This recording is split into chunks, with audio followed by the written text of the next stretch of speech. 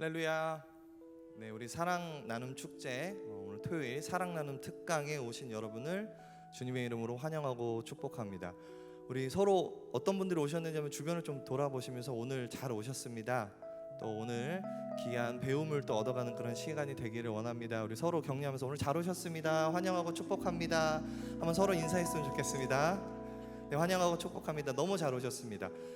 제가 아까 앞에 본당의 그 입구에서 보니까 오늘 새롭게 오늘 또 저희 교회 방문하신 분들도 있는데 정말 주님의 이름으로 환영하고 축복합니다. 이 시간이 정말 여러분에게 귀한 시간이 되기를 간절히 저희가 기도하는 마음으로 준비했습니다. 여러분 귀한 시간 가지시기를 원하고 이 시간에는 우리 오신 분들 서로를 좀 보면서 우리 찬양 한 곡 하면서 서로 축복하면서 교제하는 시간 갖도록 하겠습니다. 우리 하나님의 사랑이 당신의 삶 가운데 가득하기를 축복합니다. 우리 이런 마음을 가지고 서로 격려하면서 인사하겠습니다. 우리 다 같이 한번 찬양하실까요? 우리 손을 좀 뻗어서 이렇게 축복해 주셨으면 좋겠습니다. 우리 하나님의 사랑이 하나님의 사랑이 당신의 삶 가운데 가득하기를 축복합니다. 하나님의 은혜가 우리 가운데 가득하길 기도합니다. 저를 보지 마시고 우리 주변 분들을 보시면서 다시 한번 하나님의 사랑이 당신의 삶 가운데 가득하기를 축복합니다. 아멘. 하나님의 은혜가 우리 가운데 가득하길 기도하. 우리 다시 한번 마지막으로 한번 고백하고 축복하실까요? 하나님의 사랑이 당신의 삶 가운데 가득하기를 축복합니다. 아멘. 하나님의 은혜가 우리 가운데 가득하길 기도합니다. 환영하고 축복합니다. 우리 서로 격려의 박수 드렸으면 좋겠습니다. 이 시간에는 우리 호산나교회 성백구 장로님께서 올라오셔서 오늘 이 특강을 위해서 우리 저희를 대표해서 기도해 주시는 시간 갖도록 하겠습니다.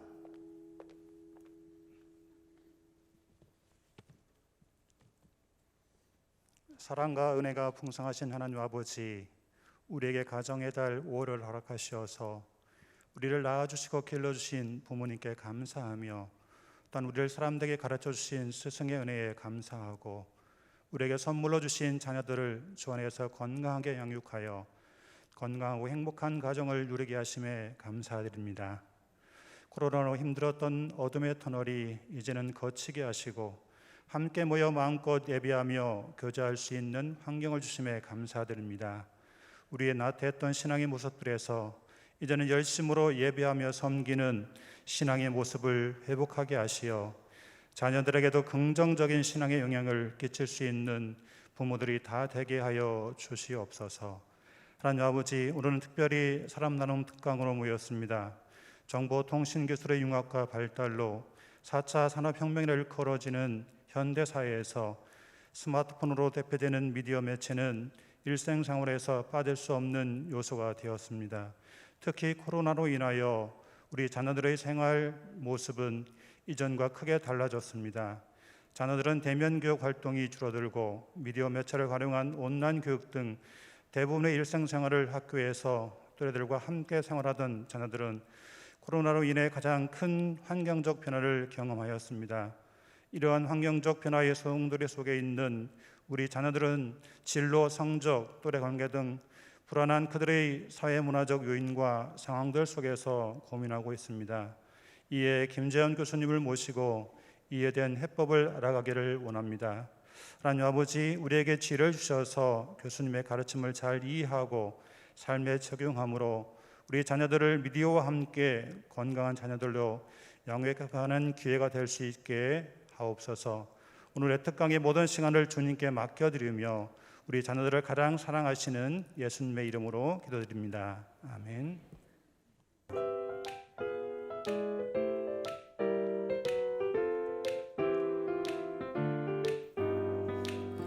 아주 먼 옛날 하늘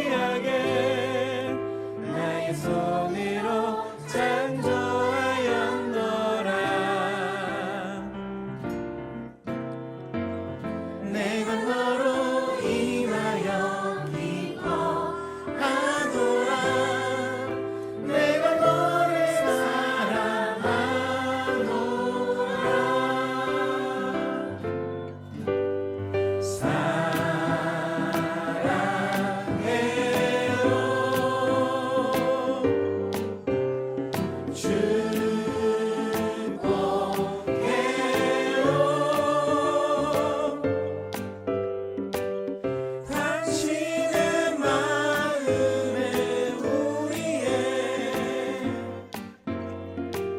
사랑을 드려요.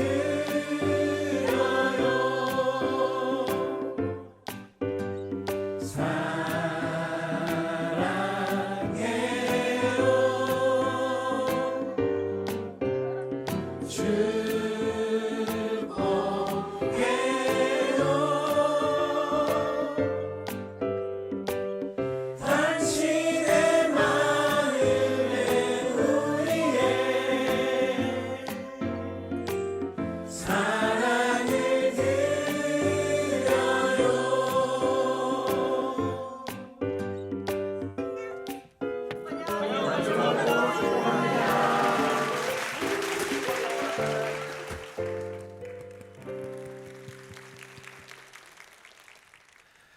여러분 반갑습니다. 환영합니다. 혹시 제가 누군지 모르는 분이 있을까봐 소개하겠습니다. 저 영상에 나온 어떤 아이의 할아버지입니다. 저희 이 교회 담임 목사이면서 그렇습니다. 제가 이렇게 사역하면서 보니까 제가 또 미국에 있을 때 내적 치유 사역을 많이 했기 때문에 보니까 이 시대에 정말 심각한 문제가 제가 볼 땐 중독 문제인 것 같아요. 왜냐하면 이게 자극이 너무 센 세상을 살다 보니까 이 중독을 버티는 방법이 없는 거예요. 특히 아이들 같은 경우에 어떤 그런 미디어, 뭐 게임 중독, 뭐 이런 것들이 굉장히 참 어려운 상황이 되었습니다. 저는 이런 얘기를 가끔 해요. 그래도 제가 어릴 때는 그렇게 큰 위험은 없었다. 왜냐하면 그렇게 뭐 자극적인 거가 많지는 않았으니까. 그러니까 진짜 자치기는요 아무리 많이 해도 중독이 안 돼요. 그런데 이 미디어를 동원한 이 게임들이라든가 모든 영상 이런 것들은요 굉장히 강합니다. 그래서 이 문제가 굉장히 심각한 문제로 많이들 다가오는 걸 보면서 정말 이게 참 어렵다. 그런데 특별히 이제 아이들을 키우는 그런 분들 보니까 이 부분에 대한 고민들이 너무 많더라고요. 뭐 저희 집에서도 정말 이제 한 돌 정도 되니까 그 전부터 이걸 어디까지 애들을 영상을 보여줘야 되느냐, 어디 그렇다고 무조건 다 막을 수는 없잖아요, 그렇죠? 그러니까 정말 이런 고민들이 사실 굉장히 부모들한테 많은 것 같아요. 특히 이것은 영적인 부분까지 가면 더 아주 민감한 부분이기 때문에 그래서 이런 고민을 하면서 어떻게 하면 좋을까 그러다가 이번에 사랑 나눔 축제 하면서 정말 그 부분에 전문가가 우리 교회에 있다는 사실을 제가 그 희소식을 들었어요. 그분이 바로 이제 소개할 김재환 집사님입니다. 저희 교회 그 집사님이시고 또 부산장신대에서 강의하는 교수님이시고 또 이 부분 전문가시고 또 저희 교회에서 몇몇 사람들 부모들을 위해서 이렇게 강의를 해주셨는데 반응들이 너무 좋으니까 그래서 이것을 정말 우리가 함께 나누면서 일단 하여간 이 주변에 있는 사람들 꼭 필요한 분들한테 소개하고 그리고 같이 좋은 시간을 가졌으면 좋겠다라고 하는 기특한 생각을 제가 했습니다. 그래서 이번에 사랑 나눔 특강이라는 걸 만들었습니다. 이쯤 박수 쳐야 되는 것 같은데 제가 기특한 생각을 했다니까요. 저는 어떤 것보다 이걸 기대합니다. 사실 뭐 사랑 나눔 축제 하면은 사람들이 좀 많이 오게 하기 위해서 그래서 뭐 그 유명한 연예인도 셀럽들도 부르고 뭐 이렇게 많이 하는데 그것도 좋지요. 하지만 정말 실제적으로 우리 주변에 있는 분들한테 꼭 도움이 되는 그러니까 그냥 교회 한번 오게 하기 위해서 이렇게 막 이렇게 광고하는 게 아니라 실제적인 도움을 주는, 그게 진짜 사랑 나눔이 아니겠는가.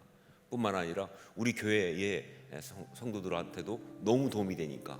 물론 뭐 이 1시간 특강 들었다고 해서 이 문제 해결되었어 이렇게는 안 된다는 걸 알고 있어요.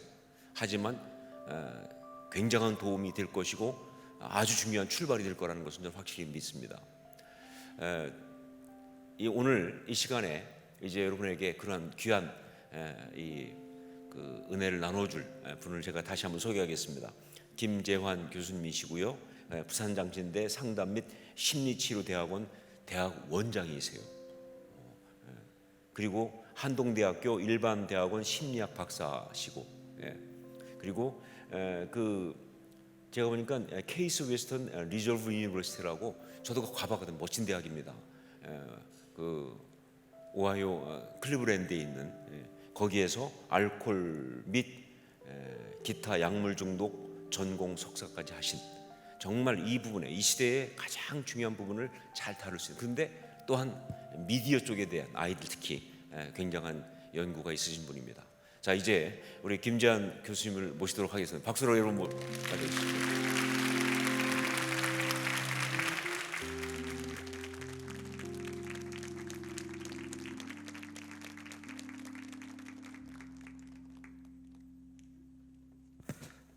제가 마스크를 좀 빼도록 하겠습니다.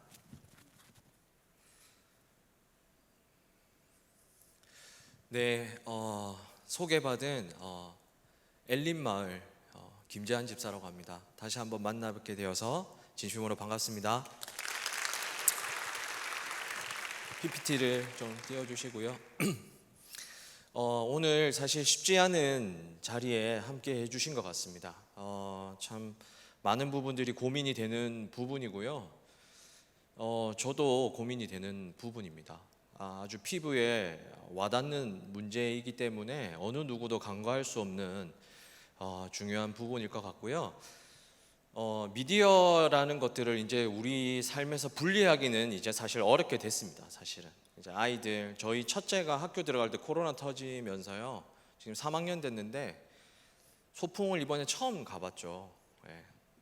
그런 세상이 된 만큼 지금 이 코로나랑 이 미디어의 발달, 여러 가지 것들이 마치 홍수처럼 우리의 삶에 들어오는 것 같습니다. 그러니까 필터링 없이, 준비 없이 확 다가오기 때문에 우리가 어떻게까지 하는 게 좋은 건지, 얼마만큼이 우리에게 유익한 건지에 관한 것들에 대해서 쉽게 생각하고 고민하기는 점점 어려워지는 것 같고요. 저도 사실은 제 전공이 중독이랑 정신건강 전공임에도 불구하고 사실 이 부분들에 대한 논란도 되게 많고, 무엇보다 저처럼 가방끈 긴 사람들은 연구 갖고 와서 이래야 된다 저래야 된다 막 이야기 하잖아요. 근데 현실은 또 그렇지 않잖아요.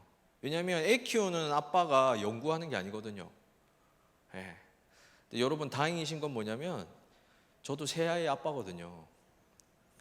1년 동안 그때 3살, 5살, 7살 때 와이프가 일을 하고 싶다 그래가지고 일하러 가라고 하고 제가 1년 동안 새 아이를 본 적도 있어요. 집에서 독박으로. 그러니까 제가 여러분의 심정을 잘 알아요. 그래서 어느 포인트에 미디어를 쓰시는지도 제가 잘 알아요.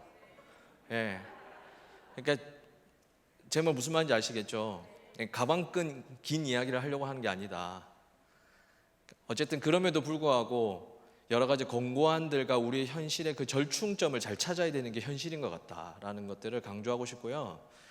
무엇보다 저희는 예수 그리스도의 신앙 공동체잖아요. 다른 게 좀 있어야 될 것 같거든요.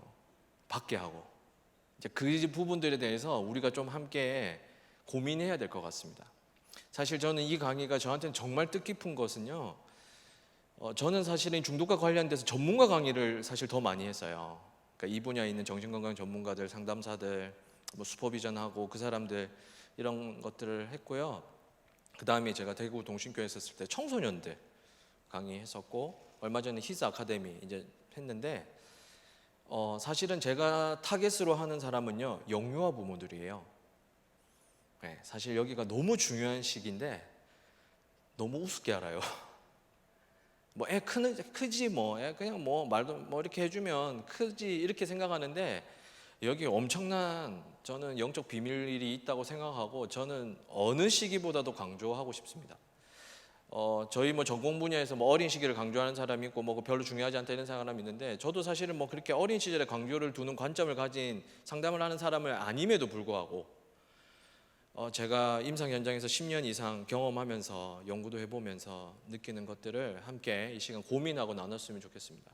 사실은 장소가 너무 커요. 같이 좀 얼굴도 보고 강의 중간에 저는 끼어들고 질문해도 전혀 상관없는 사람인데 굉장히 그럼에도 불구하고 오피셜하게 해야 되는 부분이 조금 아쉽지만 오늘 또 유튜브로 보시는 분들이 계시기 때문에 오늘 이 자리 최대한 여러분하고 상호작용하면서 이야기 나눠보도록 하겠습니다. 서론이 좀 길었습니다. 네, 오늘 이런 부분들에 대해서 함께 좀 이야기해 볼 건데요. 일단 미디어에 관해서 지금 어떻게 쓰고 있는가 하는 것들, 그 다음에 어떤 특징과 영향이 있는지, 왜 이게 중요한지, 그리고 오늘 애착과 관련된 이야기를 제가 좀 하겠습니다. 많이 들어보셨죠? 애착. 뭐 요새 뭐 오은영 박사님도 나오셔서 애착 이야기 너무 많이 하시고 뭐 EBS 틀면 애착 이야기 나오고 하니까 그게 그냥 간단한 문제가 아니에요, 이게. 네, 생각보다. 그래서 우리는 어떻게 할 것인가 뭐 이런 것들 할 겁니다. 제가 정말 많은 분야에서 임상 현장에 사실 오래 있어서 사실 학교에 있은 지는 저는 이제 2년 차밖에 안 되는 아주 애기 교수고요. 사실 저는 임상 현장에서 오랫동안 내남자를 만났던 사람이에요. 그렇기 때문에 뭐 병원부터 해서 중독기관, 일반 상담센터, 학생 상담센터, 뭐 개인 상담소, 거기서 정말 많은 사람을 만나면서 이 사람들 바꿀 바에는 애를 바꾸는 게 빠르겠다라는 생각을 한 거예요. 이해하셨죠? 예. 그래서 오늘 여러분 잘 만난 거예요. 잘 걸르신 거예요, 오늘. 예. 저는 아까 말씀드린 것처럼 아주 오랜 기간 하면서 어린 시기가 왜 중요한지를 이론적으로 한 게 아니라 피부로 많이 와닿았어요. 그래서 이 부분들이 좀 이야기해야 될 것 같고요. 아까 우리 목사님 너무 중요한 얘기 해주셨는데 최근에 이런 책이 나왔어요. 도파미네이션이라는 책이 나왔어요. 그러니까 너무 과잉 보상 시대를 우리가 살고 있다라는 거죠. 교회 와도 애들이 재미가 없어요. 예배 드리는 게 지루하고. 그런 말씀 많이 들으시죠? 엄마 교회 가는 거 재미없어 막 이런 이야기하고. 뿐만 아니라 제가 아까 말한 저는 웬만한 중독의 종류들은 내담자들 다 만났는데요. 이 사람들이 가진 또한 정신건강 문제, 스트레스에 약한 이런 것들은 제가 심리적 면역력이라는 단어를 좀 쓰고 싶어요. 왜냐하면 바이러스는 많지만 다 감기 걸리는 거 아니고, 그죠? 아직까지 코로나에 살아남으신 분도 계시잖아요. 도대체 그 차이는 뭐냐라는 거예요. 똑같이 스마트폰 하는데도 얘는 잘 조절하고 얘는 아니고, 얘는 술 먹는데 이 사람 알코올 중독 빠지고 이 사람 알코올 중독 안 빠지고. 저도 할머니 살아계실 때 할머니가 고수도 많이 쳤거든요. 저는 도박 중독자가 아니에요. 이해하시죠? 예. 저는 여기 포인트가 있다고 생각해요. 왜냐하면 미디어 사용 안 할 수 없어요. 때 되면 다 할 수밖에 없는데 그때 이것들을 얼마나 잘 조절하게 해주는 그 능력이 뭔가가 되게 중요한 것 같아요. 그러니까 미디어 무조건 못하게 해. 뭐 이거 가능할까요? 아니요, 안 될걸요. 아마 쉽지 않으실걸요. 그렇게 하시는 분도 계신데요. 아마 아이의 불만이 엄청날 거예요. 그래서 이게 이미 저를 만나면 안 돼요. 그래서 여러분, 저는 가까이 할 사람이 아니에요. 좀 무슨 말인지 아시죠? 저를 찾으시는 일이 없기를 바라는 마음으로 하는 거예요. 밥줄이 끊기실 텐데 괜찮아요. 저를 안 만나는 게 좋습니다. 왜? 초등, 중등, 고등, 대학생, 성인기 때 이 문제가 발생했다면 아주 대대적인 전환 없이는 잘 조절되기가 힘들다라는 것을 말씀드리고 싶습니다.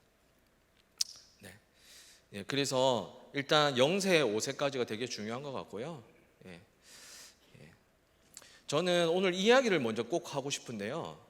미디어 사용 및 이제 과의존에 대한 이야기를 우리가 할 거예요. 미디어 관련된 이야기를 많이 하고 어떤 영향을 미치는지 하지만 사실은 더 중요한 거는 이 시대의 부모들이 훈육하는 것을 잃어버린 경우가 너무 많아요. 그러니까 애정을 주고 훈육하는 방법을 모르니까 얘가 절로 가는 거예요, 지금. 그러니까 나중에 미디어 강의를 듣고 나면 약간 현타가 와요. 왜냐면 미디어가 중요한 게 아니거든요. 나중에 지나고 나면.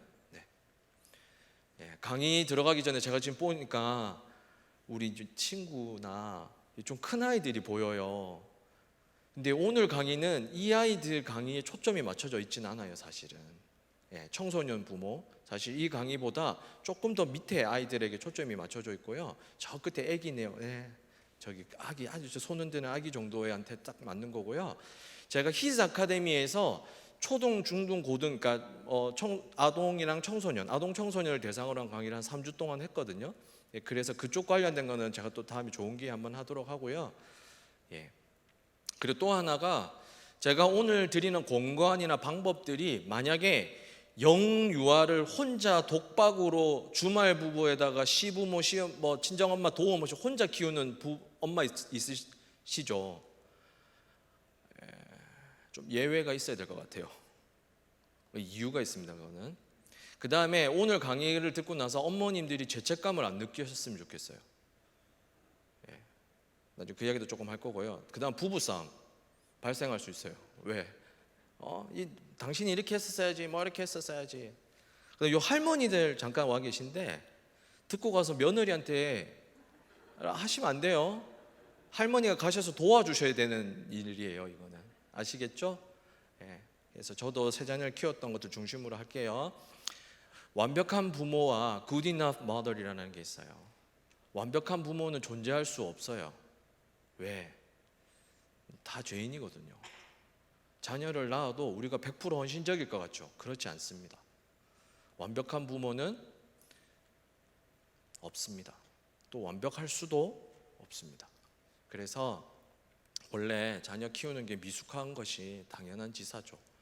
그리고 이론과 현실은 분명히 차이가 난다는 사실을 말씀드리고 싶습니다. 그래서 이게 각자 처지가 달라요. 자녀 수, 그죠? 엄마의 나이, 그 다음에 자녀의 기질, 양육 자원, 환경 다 달라요.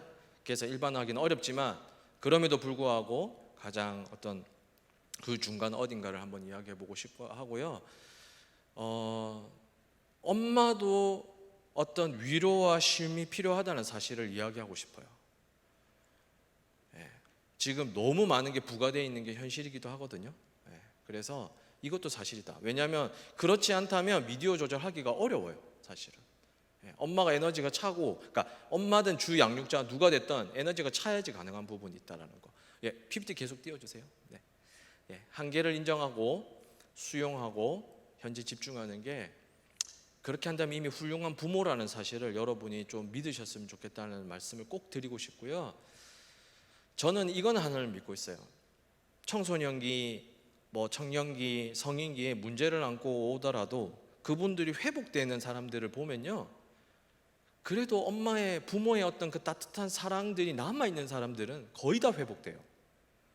그 조금 미숙함이 그 마음의 쓴뿌리로 남아서 조금 그 사람 삶을 힘들게 했지만 그 사람 속에 부모의 어떤 깊은 사랑이 조금이라도 남아있는 사람들은 어떻게든 다 회복하더라.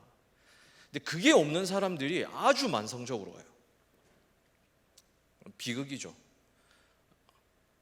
그래서 여러분이 내 아이를 존재로 사랑한다는 표현이 되게 중요합니다. 그러니까 어떤 조건이 아니라 내가 존재로 사랑하고 있다면 이런 부분들은 충분히 이야기해 볼 수 있다라고 이야기하고 싶습니다. 미리 들어온 질문들인데요. 왜 노출시키면 안 되나요, 애한테? 지금 10개월 아기다. 10개월 아기인데 카메라에 본인 영상이나 영상 통화를 보여주고 온라인 예배 시간에 함께 하기도 한다. 이거 괜찮은 거냐? 그 다음에 16개월 아기인데 조절 능력을 어떻게 키워주는 게 좋냐? 가능한가? 그래서 할머니가 그랬나 봐요. 애달게 해주지 말고 공기계 사줘서 실컷 놀게 하라고. 그러면 이제 떨어질 거라고. 예. 그 할머니 오늘 꼭 오셔야 되는데. 9개월 아기인데 영상 예배 보여줘도 되냐? 14개월 아기 있다.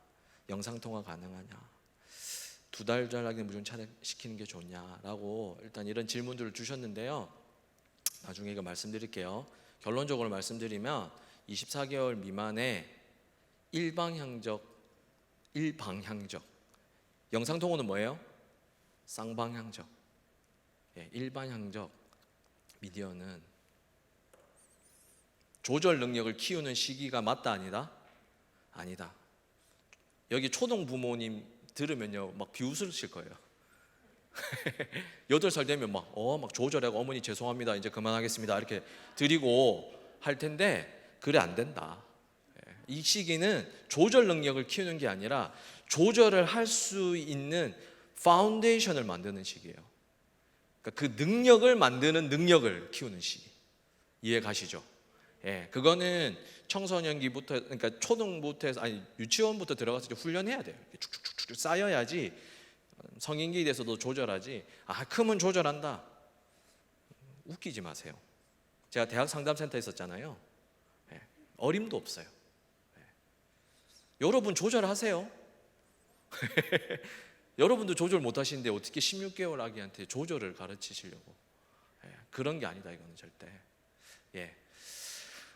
아이가 심심하고 다른 자극 상황이 없는 상황, 그러니까 설거지 뭐 이런 거 할 때겠죠. 애한테 잠깐 틀어놓고 엄마 일 좀 하고 뭐 이렇게 해도 괜찮지 않겠냐. 놀이 환경이나 컨텐츠 제공하지 못할 때 대체 수단인데 가능하지 않냐.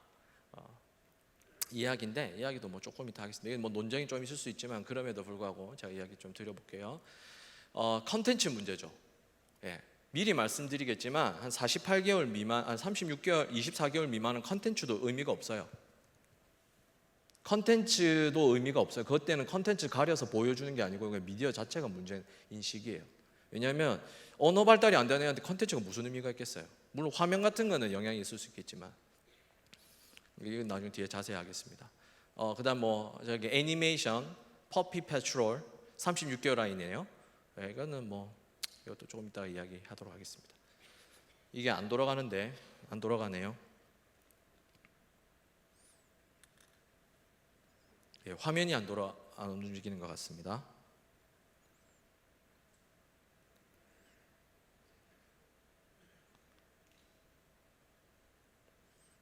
네, 제가 다시 해보겠습니다. 네, 8살 부모네요. 공부 끝나고 나면 30분에서 1시간씩 보여주는데 괜찮겠나? 그러니까 보상 동기로 네 숙제 끝났으니까 스마트폰 30분 봐라. 제가 요거는 미리 결론 오늘 중간에 가실 분도 뭐 바쁘시면 가셔야 되지만 결론적으로 말씀드리면 미디어는 절대 보상이 되면 안 됩니다. 미디어는 수단이 돼야지 미디어는 보상이 아니에요. 이거 되게 큰 문제인데요. 미디어가 보상이 되기는 어렵습니다. 왜냐하면 사람이 느낄 수 있는 역치를 넘어서요. 그러니까 이런 거예요. 여러분 만약에 여러분 5살짜리 아이가 있어요. 이거 너무 잘했다. 유치원 가서 이거 너무 잘했다. 오늘 너한테 콜라나 햄버거 사줄게. 다음날 아침에 잘했어요. 너 잘했네. 콜라 한 잔 또 줄게. 여러분 하세요? 네, 비슷해요. 네, 이해가셨어요? 예, 해야 될 일은 하는 거지 해야 될 일 했다 해서 콜라 주진 않으시잖아요. 그렇죠? 예, 미디어는 그런 거예요. 제가 말씀드렸잖아요. 여러분 콜라 아예 안 드시는 분, 탄산 끊으시는 분 되게 소수예요. 다 콜라 드시죠? 왜 드세요? 콜라 안 좋은 거 다 아시잖아요.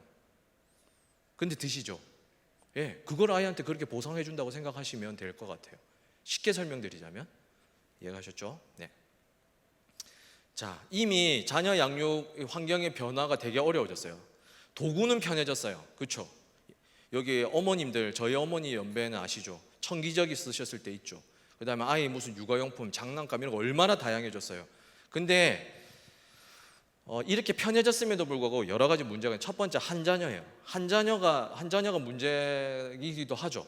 한 자녀이기 때문에 상호작용할 기회가 얘가 떨어져요. 첫 번째는. 두 번째 부모가 계속 하나 키우면 편할 것 같은데요. 아까 우리 목사님 신우신 목사님 아이 셋이던데 애 셋은요 자기들끼리 놀아요. 풀어놓으면. 저희 집도 애 셋이잖아요. 한 자녀인데다가 한 자녀가 너무 귀하다 보니까 훈육을 잘 안 해요. 그러니까 아이한테 질질질 끌려다니. 제가 좀 심한 말해서 아이한테 가스라이팅 당한다는 표현 쓰거든요. 실제예요. 아이가 부모를 조종할 수 있어요. 네. 그 매개로 뭘 써요? 미디어를 쓰는 거죠, 그죠? 네. 외부 활동 기회가 완전 줄어들었어요. 더 나아가서 비자극적 환경이에요, 지금. 그러니까 되게 자극적인 것들이 숨겨져 있고요. 정작 일상에는 비자극적 환경이 너무 많아요. 왜? 아파트 단지, 놀이터 하나, 집 안. 그쵸? 옛날에 우리 목사님이나 우리 장로님들 커셨을 때는 다 뭐예요? 산으로 들로 막 뛰어다녔거든요. 그게 엄청난 자극이에요. 다양한 자극. 옛날 저희 어릴 때는 그 개구리 소년이라는 그 사건이 있었거든요. 산에 도롱뇽 앓캐로 갔다가 아이들이 실종되는 안타까운 사건이 있었는데 원래 그게 자극이에요. 근데 그 자극을 요새 해요, 안 해요, 아이들? 아예 안 하죠. 네. 그 다음에 외부 환경 놀이 거의 없죠. 대인관계의 패턴이 변화됐어요. 옛날에는 마을에서 누구 집 가서 밥 먹고 오고 누구 집 가서 놀고 누구 집 엄마 하면 옆집 엄마가 야, 자, 너 빨리 엄마 너 엄마 찾더라 빨리 집에 들어가라 이렇게 했단 말이에요. 지금 그렇게 해요, 안 해요? 안 해요. 엄마 혼자 다 해야 돼. 이것도 되게 문제적 상황이에요. 근데 교회는 사실 공동체거든요. 근데 해볼 수 있는데 그걸 안 하더라고요, 교회도. 네. 그 다음에 대가족이 아니라서 관찰학습이 못해요. 밥 먹을 때 옛날에 어른들하고 밥 먹으면 어른들이 좀 앉아갖고 밥 먹고 있고 아버지도 어른들 눈치 보면서 밥 먹어요. 그럼 아이도 어떻게 해요? 가만 앉아 있어야 되는 줄 알아. 근데 그걸 알아요, 몰라요? 요새는 몰라. 왜? 엄마하고만 상호작용하고 엄마 아빠가 다 맞춰주고 할머니 애 하나 있으니까 다 맞춰준다고. 그래서 온 가족을 가스라이팅 하는 거야. 애 하나가. 그쵸? 예. 그래서 아이가 스스로 자기를 조절하는 법을 모르니까 뭐예요? 엄마가 스마트폰 지어주는 거죠. 예, 교육 식설이 확대됐어요. 그러면서 부모 역할이 완전 축소됐어요. 이건 되게 심각한 문제예요. 그러니까 부모의 역할과 기능이 점점 떨어지고 있다는 사실. 이게 정말 큰 문제예요. 미디어보다. 그 역할을 계속 다른 데다가 부과한단 말이야. 아, 우리 애 왜 이래요, 목사님? 우리 애 전도사님 애 예세 교회 잘 안 나가려고 하는데요. 그럼 목사님하고 전도사님한테 왜 말해요, 그거를? 성경에 자녀는 누가 가르쳐요? 누가 가르치라 돼 있어요? 부모가 가르치라 돼 있어요. 그렇죠? 이스라엘 백성 자녀가 이상해서 못에 찾아가지 않았어요. 부모가 해야죠. 양육 책임이 계속 타인에게 부과되고 있고 이런 환경에서 미디어에 노출되어 있는 거예요. 제 말 이해하셨죠? 예. 그러니까 우리가 하는 게 단순히 미디어만 툭 대하는 이런 걸로는 안 된다라는 거예요. 총체적인 변화가 없이는 미디어 속에서 아이들 건강히 키우기가 되게 어려운 세상이 됐다는 거예요.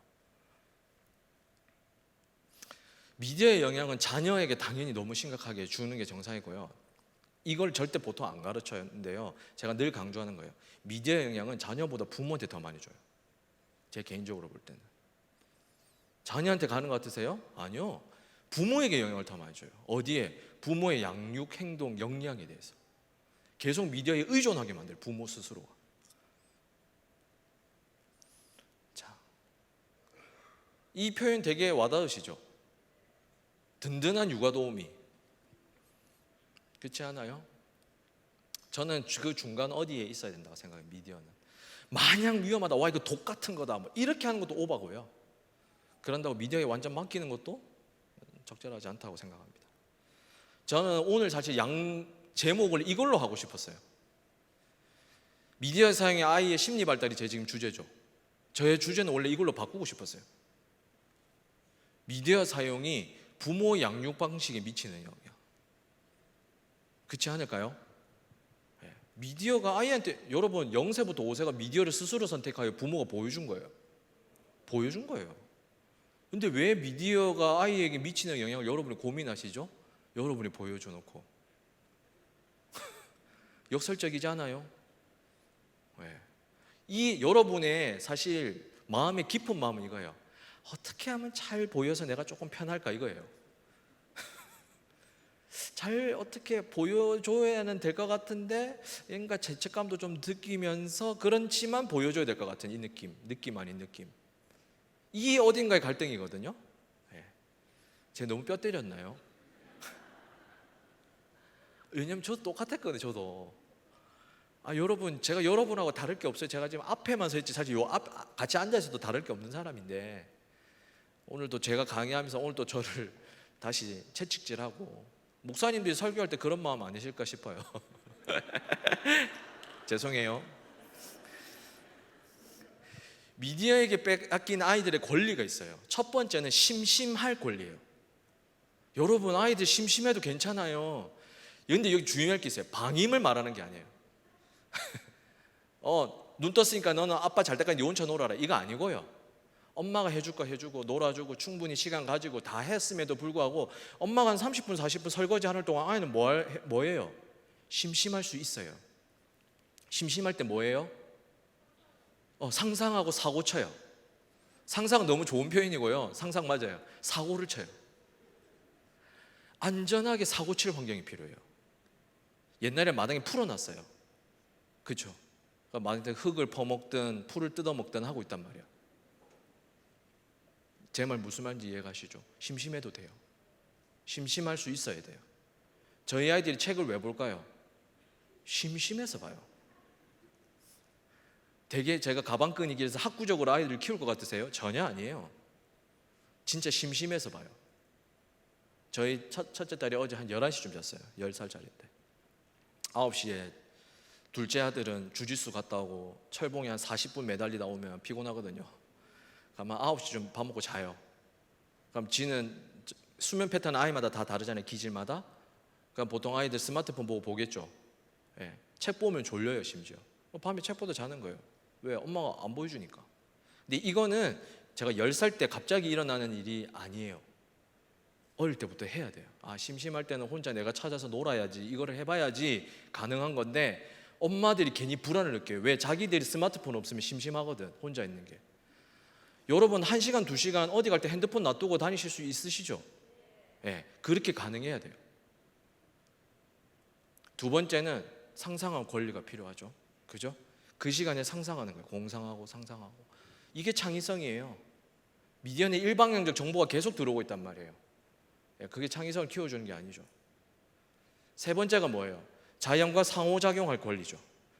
손바닥, 무릎 까지고 홍도 나고 흙, 벌레, 풀 이런 거 먹을 수 있어요. 이거 다 지금 안 되고 있어요. 이해 가시죠? 네 번째, 부인과 타인과 상호작용할 권리가 없어요.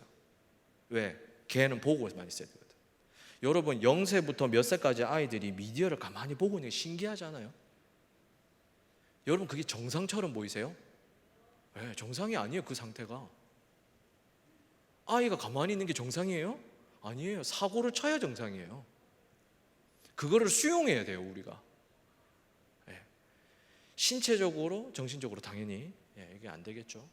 빌 게이츠 부부예요. 이 아이가 게임 중독에 빠져서 멜린다 게이츠가 세운 규칙이 있어요. 글자 안 보이실 땐 제가 읽어드릴게요. 평일 45분, 주말 1시간이에요. 컴퓨터 사용 시간이에요. 스마트폰 없어요. 태블릿 없어요. 그 다음에 부모가 같이 했는데 첫 번째, 부모가 먼저 스마트폰 모범을 보인다. 두 번째, 식사 중에는 스마트폰 멀리 두고 만지지 못한다. 세 번째, 저녁 식사 이후에는 TV 시청 금지하고 책 읽는다. 요게 이 집 부부 가정이고요. 여러분 저기 샌프란시스코 가면 실리콘밸리에서 엄청 똑똑한 사람들 모여 사는 동네에 있어요. IT 기업. 거기 학교들은 미디어 사용해서 학습 안 시켜요. 이해 가세요? 미디어로 밥 벌어 먹는 사람들이 미디어 학습을 안 시킨다고요. 이거 되게 중요한 부분입니다. 여러분 밥 먹을 때 스마트폰 켜시고 아이 밥 먹이시는 분 손 한번 들어보세요. 부끄러워서 안 드시는데 여기는 아무도 없으실 텐데 제가 자주 봐요. 밥은 열심히 먹는 거예요. 나중에 이야기도 간단하게 할게요. 대구 동신교회 여기 지금 여러분이 하모니 공동체시죠? 뭐 오늘 다른 여러 우리 성도님들도 오셨지만 하모니 공동체죠. 영세 자녀부터 뭐 이렇게 같이 있는 공동체인데요. 대구 동신교회 가면 에젤 공동체라고 있어요. 저도 여기 있었는데 여기 지금 엄청 많죠.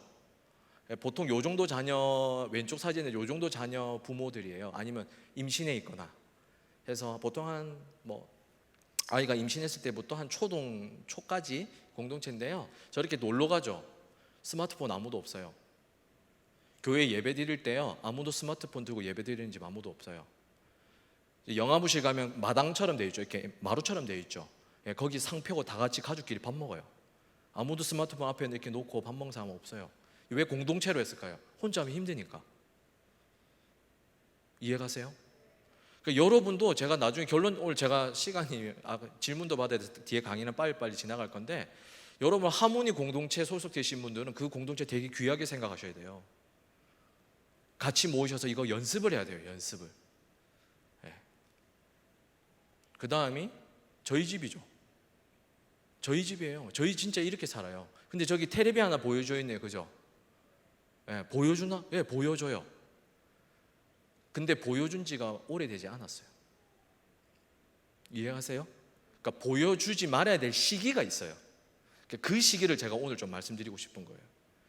그러면 보여주기 그 시기가 지났으니까 아이들이 완벽하게 조절할 수 있다. 아닙니다. 지금도 부모가 모니터링하고 조절을 가르쳐야 얘들이 언제 조절할 수 있어요? 중학생, 고등학생, 대학생 때도 조절할 수 있게 되는 거예요. 그 시작을 언제 하는 거다? 날 때부터 하는 거예요. 그러니까 여러분이 어느 순간에 매직 에이지가 있다라는 상상을 버리세요. 세상 공짜가 없죠. 뿌린 만큼 거두는 거예요.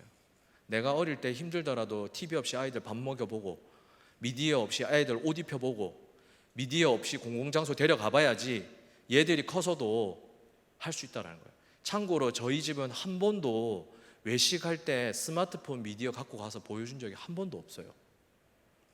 커피숍 가도 마찬가지예요. 예배 교회 오죠. 이제 다 뽀록 날 거 아니에요. 왜냐 이 교회 다니는지 아셨으니까.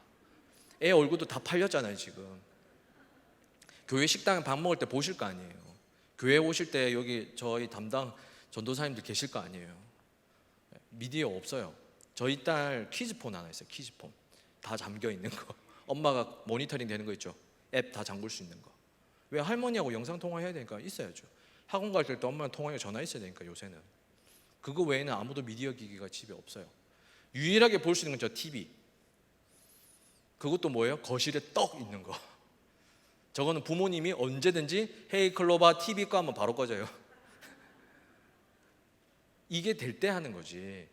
지금 영유아 아이한테 저런 걸 기대하시면 된다 안 된다? 안 된다. 제가 히스 아카데미 부모님들 만났죠. 그 부분들은 여러분 시기를 지났으니까 이제 미디어 다 조절될 것 같으세요? 아니에요. 그렇지 않다.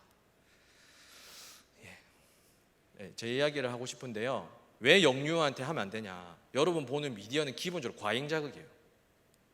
놀아주는 이런 것들 있죠. 근데 모든 미디어가 그렇지 않아요. 천천히 움직이는 거 있죠. 저희 첫째 딸 보여줬던 옛날 무슨 영어 알파벳 있어요. A 이런 거 있어요. 그런 거 아니면 다 과잉 자극이에요. 거의 다. 자연 특징이 뭐예요? 자연. 아이들이 자연을 잘 못 봐요. 자연에 근데 움직임이 되게 많은 거 아세요? 멈춰 있는 것 같지만 그런 자극이 사실 되게 좋아요. 근데 미디어는 뭐다? 과잉 자극이다. 제가 지금 ADHD 이야기했죠. ADHD 약이 보통 리탈린이라는 약 또는 뭐 콘서타라는 약을 써요. 저 약의 성분이 어떤 성분인지 아세요? ADHD 약을 먹으면 아이들 막 이렇게 막 까불던 애들 갑자기 잠잠해지죠. 어떻게 어떤 원리로 잠잠하게 하는 줄 아세요? 그 약이 자극제예요. 뇌에 과잉 자극을 줘서 아이의 행동을 떨어뜨리는 거예요. ADHD 아동은요 뇌파 수준이 평상 아이들보다 낮아요. 그러니까 약을 먹이면 어떻게 돼요? 올라가거든요. 그러니까 여러분의 아이가 멍하게 TV 보는 건 뭐 때문이다? 과잉 자극을 주고 있어서 그런 거예요. 이해하셨어요? ADHD 아이한테 그 약 먹여서 아이 진정시키는 거하고 여러분이 한 2-3살짜리 아이 막 뛰어다니고 까불랑거리는 그 아이들 진정시킬 때 TV 틀어주는 거는 그 리탈린 약 입에 먹이는 거랑 똑같다고요. 제가 칠판이 있으니까 쓸게요. 아까우니까. 보통 일반 아동 뇌파가 여기서 움직이면 ADHD 아동 뇌파는 여기서 움직인단 말이에요. 그건 뭐예요? 약을 써가지고 얘를 이렇게 끌어올리는 거란 말이에요. 그죠? 그럼 우리 아이들은 어리니까 여기서 논다고 칩시다. 우리 아이들도 사실은 뇌가 발달 안 됐기 때문에 여기 있단 말이에요. 그렇죠? 그렇죠? 영유 아이들은. 그럼 TV는 뭐예요? 과잉 자극이죠. 약처럼. 얘 끌어올리는 거예요. 그럼 얘 뭐예요? 너무 강한 자극 때문에 애가 멍하게 가는 거예요. 이렇게. 이해하셨죠? 네. 왜 보여주면 안 되는지 제가 잠깐 설명드리고 뒤에 더 자세하게 설명드릴게요. 그리고 기본적으로 일방향적이에요. 계속 일방향만 있죠. 아까 영상통화 말씀하셨죠? 하셔도 상관없다고 봐요 저는. 그리고 일주일에 뭐 영화부 예배? 일주일에 그 시간 잠깐 보여준다고 아이한테 무슨 일 생긴다고 저는 생각하지 않아요. 여러분 혹시 영상 예배 중독이라고 들어보셨어요? 제발 중독 좀 됐으면 좋겠어요. 제발 부탁이에요. 우리 아이가 아빠 제발 영상 예배 좀 틀어줘. 저는 그러면 영상 매일 틀어줄 거예요. 제발 할머니하고 통화 중독. 우리 목사님 이제 할아버지 되셨는데 애들 크면 할아버지하고 통화 좋아하는 애도 있고 안 좋아하는 애들도 있죠. 그렇죠? 예, 안타깝게도 그런 거 중독되면 얼마나 좋아. 할아버지하고 영상 통화하고 싶어. 빨리 엄마 할아버지 보고 싶어. 제발 그런 중독은 빠져도 좋겠어요. 저는 진짜. 여러분 솔직히 여러분 보는 미디어 뭔지 다 아시잖아요. 멍하게 있게 만드는 영상의 특징을 여러분 다 아시지 않으세요? 예, 아마 아실걸요. 예, 절대 뉴스에 중독 안 됩니다. 예, 인터넷 그 공부 강의, 수능 특강 영상 절대 중독 안 됩니다. 제발 중독 좀 시키세요. 예, 우리가 말하는 미디어는 그거 아닌 거 아시잖아요. 쓸데없는 유튜브나 페이스북처럼 아주 짤 같은 거, 자극적으로 빨리빨리 돌아가는 거 이런 것들이잖아요.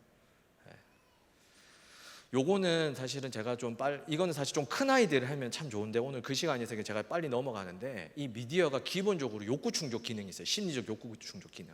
그러니까 외부에서 욕구 충족이 안 되는 거죠. 관계성, 유능감, 자율성 이런 걸 못 채워줘요.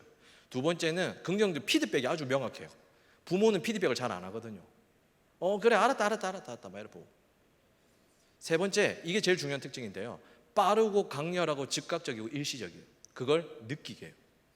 중독은요 이게 안 되면 중독에 안 빠져요. 중독을 일으키는 물질이 제일 센 게 뭐예요? 마약이죠. 마약 특징이 뭐예요? 빠르고 강렬하고 즉각적 일시적이죠. 도박 마찬가지죠. 술 마찬가지죠. 게임 마찬가지죠. 여러분 왜 공부 중독이 안 빠져요? 아주 느리고 아주 강렬하지 않고 재미도 없고. 그러니까 그 재미라는 거. 예, 그래서 우리 안 빠진다. 성경 중독 안 빠집니다. 기도는 빠질 수 있어요. 이단들이 있기 때문에 그건 제가 좀 예외하겠습니다. 이단의 특징은 말씀을 몰려고 기도를 강하게 하는 특징이 있잖아요, 그죠? 저런 거예요, 저런 거. 뭐 이런 것들이 있는데 오늘 이거는 아이들하고는 좀 상관이 없어서 조금 그거 하도록 하고요. 미디어 사용 실태예요. 한번 보시겠습니다. 이 연구를 제가 잠깐 소개해야 될 것 같아요.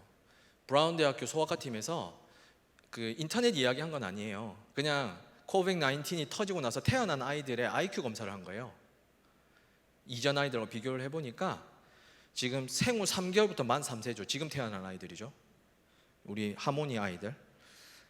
평균 98점에서 한 107이었는데 21년에 몇 점으로 했냐면 78.9로 떨어졌어요. 20 얼마가 떨어졌어요? IQ가. 조기 학습 능력, 언어 발달, 비언어적 발달 이건 뭐예요? 또 마찬가지로 27에서 37로 떨어졌어요. 왜 떨어졌을까요? 바이러스가 들어가서 뇌 지능을 떨어뜨려서 그거예요? 그럼 이 시간에 뭐 했을까요? 아마 빠져 있을 건데 이렇게 해석을 했어요. 첫 번째, 인지 능력의 발달에 필요한 자극이나 외부 활동이 줄어들었다. 두 번째, 마스크 쓰고 있어갖고 표정을 못 읽으니까, 그죠?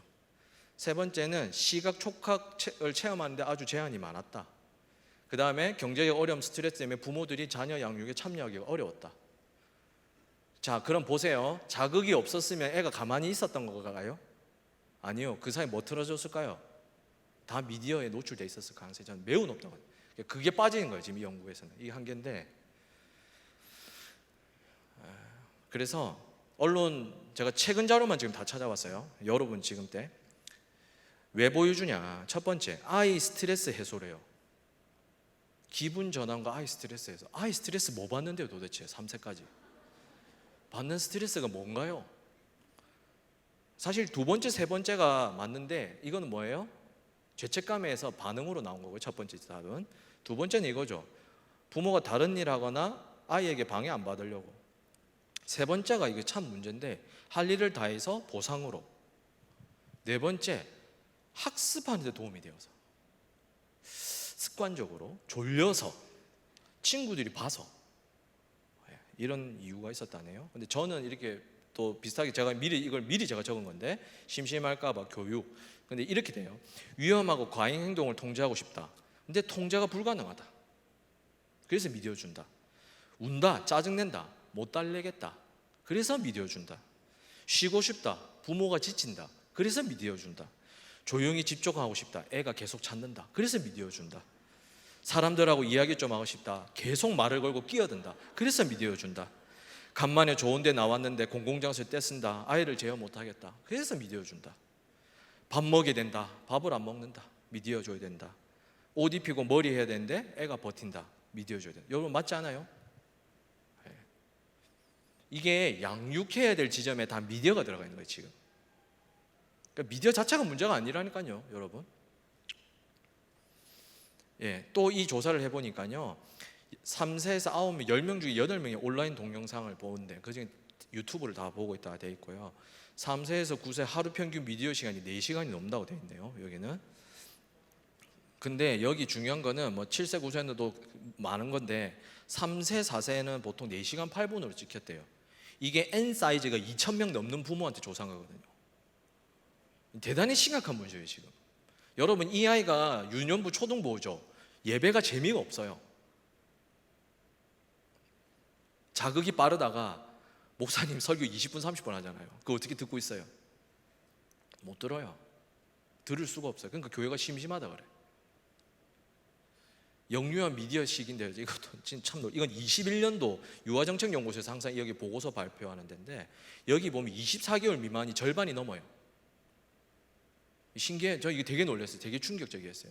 24개월 미만의 미디어 노출이 전체 미디어 노출의 50%가 넘더라는 거예요. 실제 미디어가 필요 없는 시기임에도 불구하고 뭐 교육적 목적이 필요해요 이때? 아니잖아요. 이 대단히 충격. 제가 너무 정죄하는 발언인가? 아니에요? 죄송해요. 그래도 어쩔 수 없어요. 할 말은 해야 될 것 같아요. 현실이니까. 자 이제 공고안을 좀 살펴보고 나중에 한 5분 정도 쉴게요. 공고안을 좀 보겠습니다.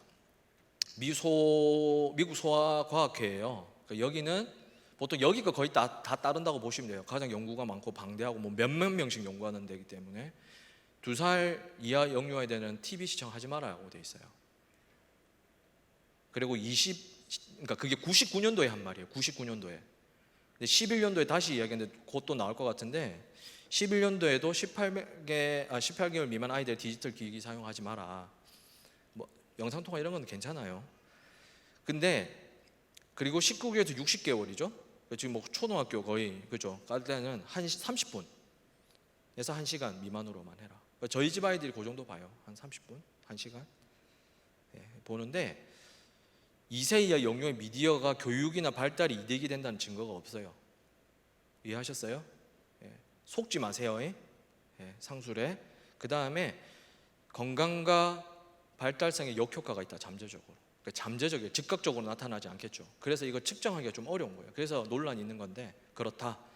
그 다음에 부모의 부모가 너무 지나치게 써도 영향 주더라. 그 다음에 WHO죠.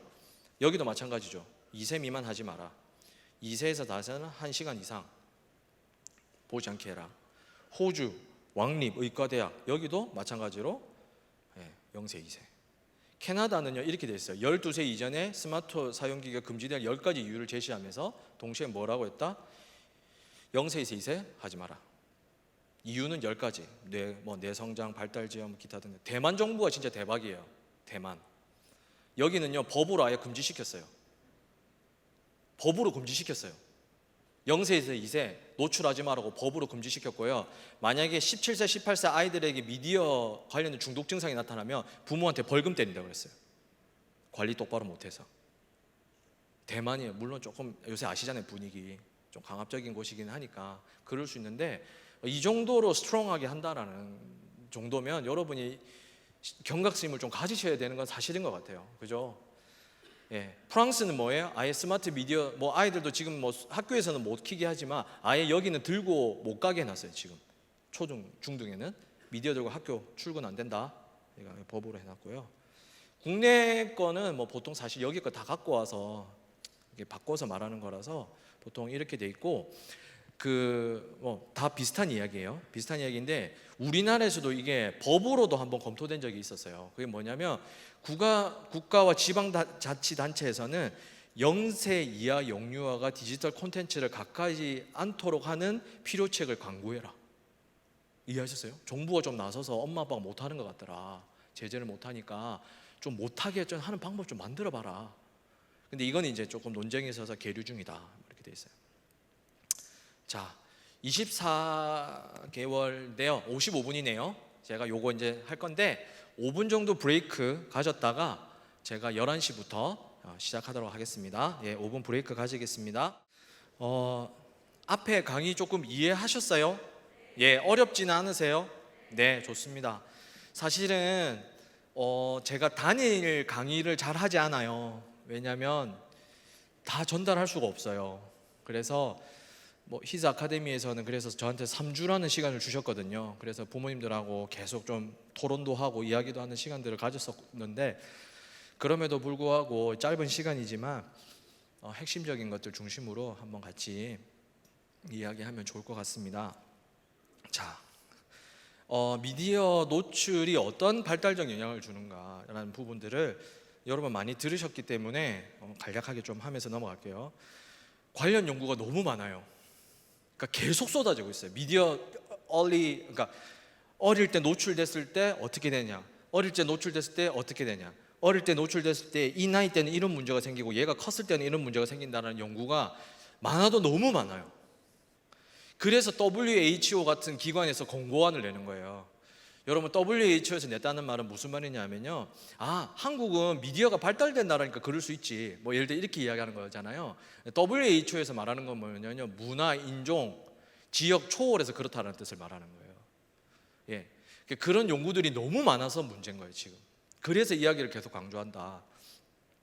미 국립과학원이에요. 미 국립과학원인데 제가 이 그래프를 좀 잘 보시면요, 잘 안 보이실 것 같은데 지금 그래프가 이렇게 갑자기 이렇게 팍 올라가는 데가 있잖아요. 이렇게 팍 올라가는 데가 있죠. 그리고 나서 이렇게 쭉 가죠. 그죠? 이때가 몇 살이라고요? 0세에서 5세 뇌가 발달하는 시기예요. 제 말 이해하셨어요? 예. 이때 미디어가 치고 들어오는 거예요. 이때 치고 들어오는 거랑 이때 치고 들어오는 거랑 영향이 같을까요, 다를까요? 당연히 다르죠. 특히 0세부터 2세를 잘라놨잖아요. 이렇게 0세부터 2세.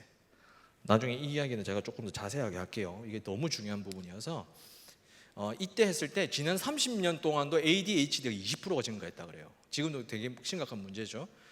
그런데 3세 이전에 빠른 화면 노출된 아이들을 해보니까 ADHD 취약성이 훨씬 높아지더라고요. 미 국립과학원에서 난 최근 논문이에요. 또 하나예요.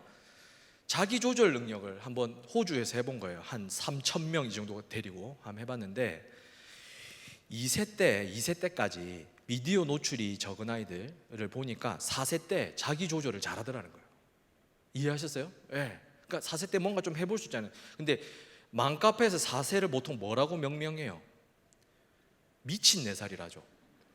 죽이고 싶은 5살이고. 맞죠? 미친 4살 죽이고 싶은 5살인데 2세 때 미디어를 덜 보여주고 훈육하니까 4세 때 어떻게 되더라? 덜 미치더라. 이해하셨어요? 셀프 레귤레이션, 자기 조절이 뭐예요? 나를 통제하고 미친 짓 안 하는 거잖아요. 때 좀 덜 쓰고 이 말이잖아요. 물론 기질적으로 차이는 있어요. 이거는 암만 미디어에 안 보여줘도 미친 4살이 되는 경우도 있어요. 근데 보여줬으면 더 미쳤겠죠. 이해하셨어요? 예. 또 하나가, 그러면 2세 때 노출을 많이 해서 4세 때 자기 조절이 떨어지니까 뭐 하더라? 6세 때 더 많이 보더라. 그러니까 뭐예요? Getting worse, 계속 더 안 좋아지더라는 거예요. 근데 보세요, 어릴 때 미디어로 아이들한테 주도권을 뺏긴 부모가 아이들이 커가면서 자기 주장이 세지는데 육아에 대한 주도권이 생길까요? 더 안 생기죠. 저희도 사실 한 고등학교, 중학교 후반으로 올라가면 저희도 그때부터는 뭐 크게 터치 안 할 생각이에요. 사실 그때부터는 자기 인생 자기가 책임지고 살아야죠. 근데 그 전에는 부모가 에너지를 쏟아야 된다는 게 되게 중요한 부분이다라는 거예요. 보셔서 아실 것 같고요. 그 다음 여기 한번 보세요. 제가 너무 많았는데 그냥 제가 조금 읽어드릴게요. 뇌발달, 특정 부위에 자극이 집중돼요. 제가 이야기하자면 뇌가 이렇게 있으면요, 이게 전두엽 들어보셨죠? 예, 눈이 여기 있거든요. 빛이 되면 얘가 어디에만 자극한다? 후두엽의 시각만 자극되는 데만 자극을 주는 거예요. 근데 책을 읽으면요, 책이나 엄마랑 눈 마주치고 놀이하죠. 아빠랑 막 하죠. 불이 다 들어와요. 다 활동해요. 이해하셨어요? 예. 그래서 아이가 가만히 있는 거예요. 내가 활동이 안 하니까 다른 데는. 이해하셨죠? 예, 이렇고 당연히 인지 및 언어 발달에 당연히 영향을 미치고 있죠. 언어 발달 지연 이런 건 당연히 있고요. 그 다음에 1세부터 10세 영유아 추정 연구해 보니까 TV 시청이 하루 시간 늘 때마다 뭐다? 주의 집중력 문제가 생길 확률이 점점 높아지더라. 시간이 늘수록. 근데 재밌는 연구 있어요. 그러면 애를 1시간 이내로 잘 안 보여주는 아이들을 조사해 보니까 뭐더라 해보니까 사회성 발달도 좋고 학습 태도도 괜찮아지고 이런 것들이 후기에 나타나더라. 이거는 사실은 미디어 영향도 있겠지만 아마 엄마가 아주 잘 놀아주고 컨트롤을 잘했다라는 그 변수가 빠진 것 같아요. 그다음에 당연히 지휘 집중이죠. 이거는 사실 성인도 예외가 아니에요. 여러분 짤 계속 보시는 분들 있죠. 여러분 미디어 계속 인스타 계속 들어가고 하시죠. 여러분들 페이스북에 영상 계속 보시고 하시죠. 뭐 여러 안 하실 대부분 안 하실 거라 믿지만 그거 계속하면 성인도 예외가 없어요. 이거는 얼마 전에 코로나 때 사람들이 미디어 너무 많이 노출돼 갖고 한번 조사를 해보니까 성인들도 주의 집중력이 다 떨어졌어요. 설교 긴 거 잘 못 참고 이거 잘 못해요. 그러니까 성인도 예외가 없다. 저는 이게 정말 중요하다고 생각해요. 수면 문제가 생겨요. 아이들 밤에 잠 잘 안 자요. 자극이 너무 심한 상태에서 그게 계속 잔상으로 남아 있거든요. 아이들 밤에 잠도 잘 안 자고. 또 하나는 뭐냐면 정서 발달이 제가 가장 심각하게 생각하는 부분이에요. 이게 왜냐하면 제가 말한 이 시기가 사실은 인지 발달이 일어나는 시기가 아니라 정서 발달이 일어나는 시기예요. 근데 이때 미디어가 계속 때려주는 거예요. 그 다음에 또 하나가 그래서 자기 조절이 안 되고 자기 진정이 안 되더라. 아이가 자기 조절과 자기 진정이 안 된다 스스로. 미디어로 조절되는 경우에는. 그 다음에 다른 중독의 취약성이 있다는 게 당연히 있고요. 당연히 부모 기능이 약화돼요. 미디어 사용이 늘어날수록. 이게 전 가장 심각한 문제라고 생각하고 있습니다. 그 다음에 만약에 그냥 노출 말고 과사용했다 치면 ABCD라는 아주 유명한 미국 프로젝트가 있어요. 뇌에 연구한 건데 되뇌 피질이 얇아진 거예요. 되뇌 피질이 얇아졌다는 말은 여기는 인간만 갖고 있는 뇌 부위거든요. 심피질을 해가지고 그게 뭐예요? 이성적 판단, 합리적 사고, 말 그대로 비동물적 행동들 있잖아요. 인간이 어떻게 저럴 수 있나라고 하는 그 행동을 안 하게 하는 그 피질이 어떻게 됐더라? 얇아졌더라. 그렇기 때문에 뭐예요? 당연히 우울이나 불안이나 공격 수준은 당연히 올라가는 거예요. 사회성 발달 당연히 부정적이죠. 왜? 일방향이었으니까. 그죠? 일방향으로 하니까. 자기 중심적 욕구를 채웠으니까.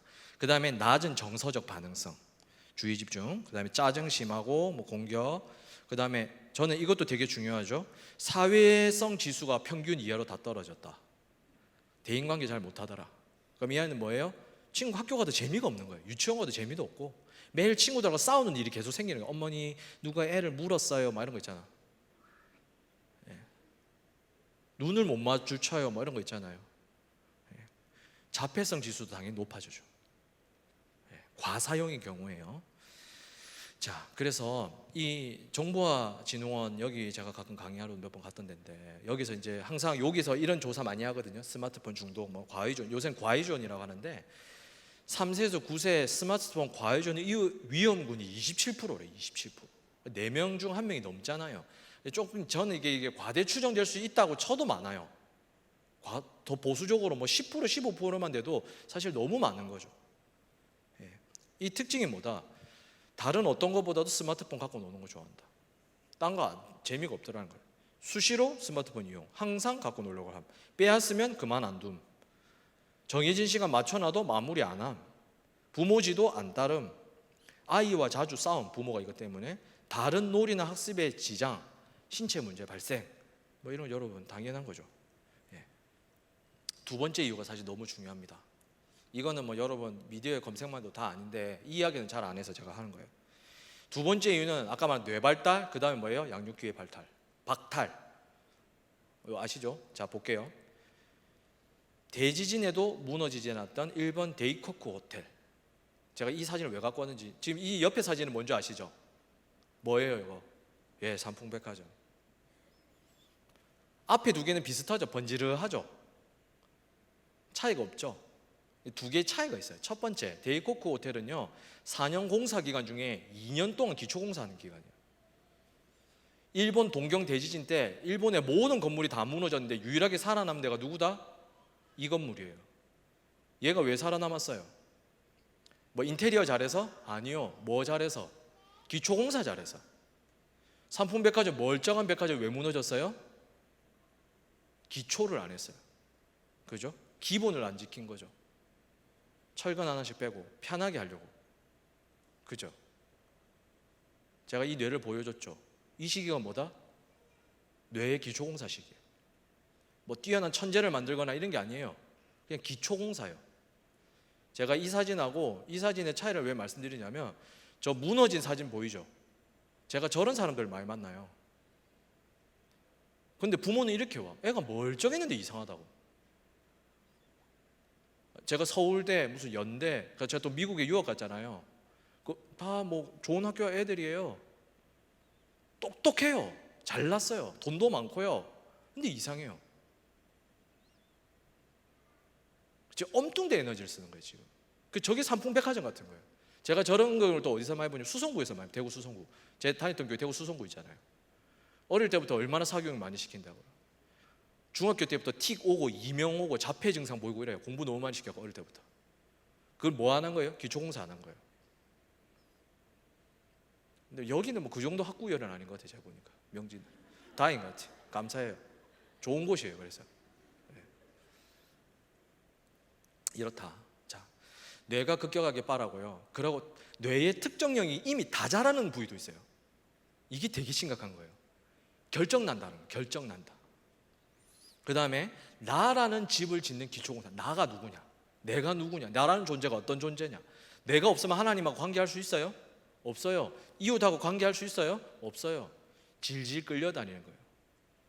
가스라이팅의 피해자들이 저게 없어요. 보면 이단의 피해자들이 보면 저런 게 없어요. 그 다음에요, 나, 타인, 세상과의 뭐다? 가장 근원적인 관계. 세상은 믿을 만한가? 나는 믿을 만한가? 타인은 믿을 만한가? 이게 만들어지는 시기가 어디다? 이 시기다. 그 다음에 자기조절, 스트레스 대처 역량이 생기는 그 탱크를 키우는 시기다. 자, 그래서 이 시기에 무엇을 집중해야 되는가 했을 때 이 두 사람이 이렇게 말해요. 가장 강렬한 사랑의 대상이며 이 관계는 이후에 맺는 모든 관계의 원형이 된다. 이러한 면에서 부모와 아이의 관계는 무엇과도 비교할 수 없고 바꿀 수 없는 유일한 관계다. 존 볼빈이 이렇게 말했어요. 애착 이론 만든 사람이죠. 애착 관계에서 아이에게 부모라는 존재는 전생애를 통해 최초로 만난 타인이자 세상이자 뭐다? 자기 자신이다. 여러분, 자아 존중감은 스스로 만드는 게 아니에요. 얘야, 용기를 가져. 넌 할 수 있어. 스스로 만들어내는 게 아니에요. 제가 여러분한테 질문해 볼게요. 여러분은 여러분 스스로를 어떻게 정의하십니까? 그 정의는 누구로부터 왔습니까? 한번 생각해 보세요. 저는 이 지점에서 인간이 철저히 피조물이라고 저는 확신합니다. 인간은 인간 스스로 누군지 모릅니다. 자, 애착 이거죠. 너무 많아요. 이것도 너무 많아. 갈수록 더 많아져. 이게 사실 구식 이론이었거든요. 한동안. 네. 최근에 신경과학이 발달하면서 이 부모하고의 양육 관계가 얼마나 중요한지에 대한 엄청난 연구들이 쏟아지고 있어요. 우습게 보면 안 돼요, 이 기간을. 자, 그래서 왜 중요한지를 볼게요. 첫 번째, 0세부터 몇 개월까지? 몇 개월까지요? 15개월이에요. 그때까지 뭐다? 감정, 가치, 동기, 기억을 생성하는 변형계라는 부위가 뭐다? 상당히 발달하는 핵심 시기다. 감정 조절을 하는 거예요. 감정 조절. 감정 조절, 동기, 기억, 스트레스가 왔을 때 대처하는 그 기능을 담당하는 뇌 부위가 몇 살까지 자란다고요? 15개월. 그 개월 때 부모는 보통 뭘 해줘요? 얼레고, 달래고, 업고, 먹이고, 만져주고, 눈 맞춰주는 시기죠. 그죠?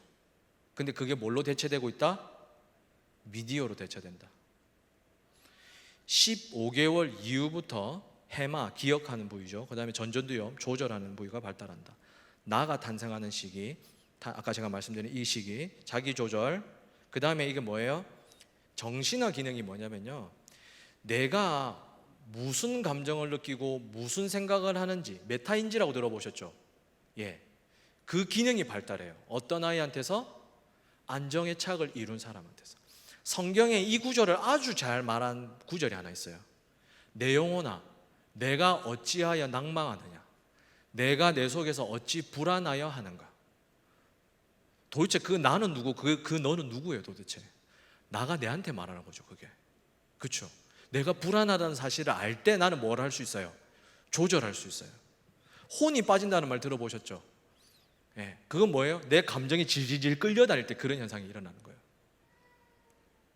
그게 가능한 건 뭐다? 안정의 착이 만들어질 때 그게 되더라. 그 다음에 스트레스 면역력이에요. 여러분 사는 게 쉽지 않잖아요. 스트레스 계속 오죠. 입시 스트레스, 무슨 스트레스, 대인관계 스트레스, 직장 스트레스, 맞죠? 그 스트레스의 내성을 뭐가 키워준다? 이 시기가 만들어준다. 상당 부분. 예, 그래서 제가 상담하면서 느끼는 걸 크게, 오늘 이 관점에서 뭐 다른 설명이 있을 수 있지만 두 가지로 말해보는 거예요. 안정 애착적 삶을 사느냐, 불안정 애착적 삶을 사느냐. 그걸 결정하는 시기가 어디다? 이 시기다. 자, 아까 제가 이야기를 좀 충분히 말씀드렸고요. 제가 이야기를 이 노란 부분을 보면요, 만약에 감정적으로 공감받지 못하고 울음, 짜증 뭐 이런 것들이 공유되지 않고 조율되지 못하면 어떻게 된다? 이게 미디어로 대체될 때 어떤 현상이 벌어지냐면, 첫 번째 감정이 발달하지 못해요. 그러면 얘가 어떻게 하냐면 저항하죠. 처음에 한번 떼써 보는 거예요. 근데도 반응이 없어. 계속 미디어만 내 눈앞에 있어. 그럼 어떻게 돼요? 절망해요. 그게 회피 애착이에요. 저항하는 건 불안전 애착, 애착 불안이라고. 절망은 뭐예요? 회피 애착. 아이 모르겠다. 내 인생 내 혼자 사는 거지. 인생은 혼자야. 그럴 때 뭐예요? 관계를 탈착해버려요. 그 다음부터 뭐 한다? 관계를 포기해요. 그래서 뭐예요? 물질 및 비정상적인 관계에 집착해요. 그게 뭐예요? 중독이에요. 제가 애착적 관점으로 설명한 건데요. 여러분 왜 술을 왜 마셔요? 술 마신 사람 왜 술 마셔요? 술이 물론 왼수죠. 술이 왼수인 건 맞아요. 마약도 왼수예요. 근데 제가 이런 사람들을 오래 만나보니까 그 한 사람이 없어요. 내 마음을 알아주고 이해해줄 그 한 사람이 없어요. 항상 보면.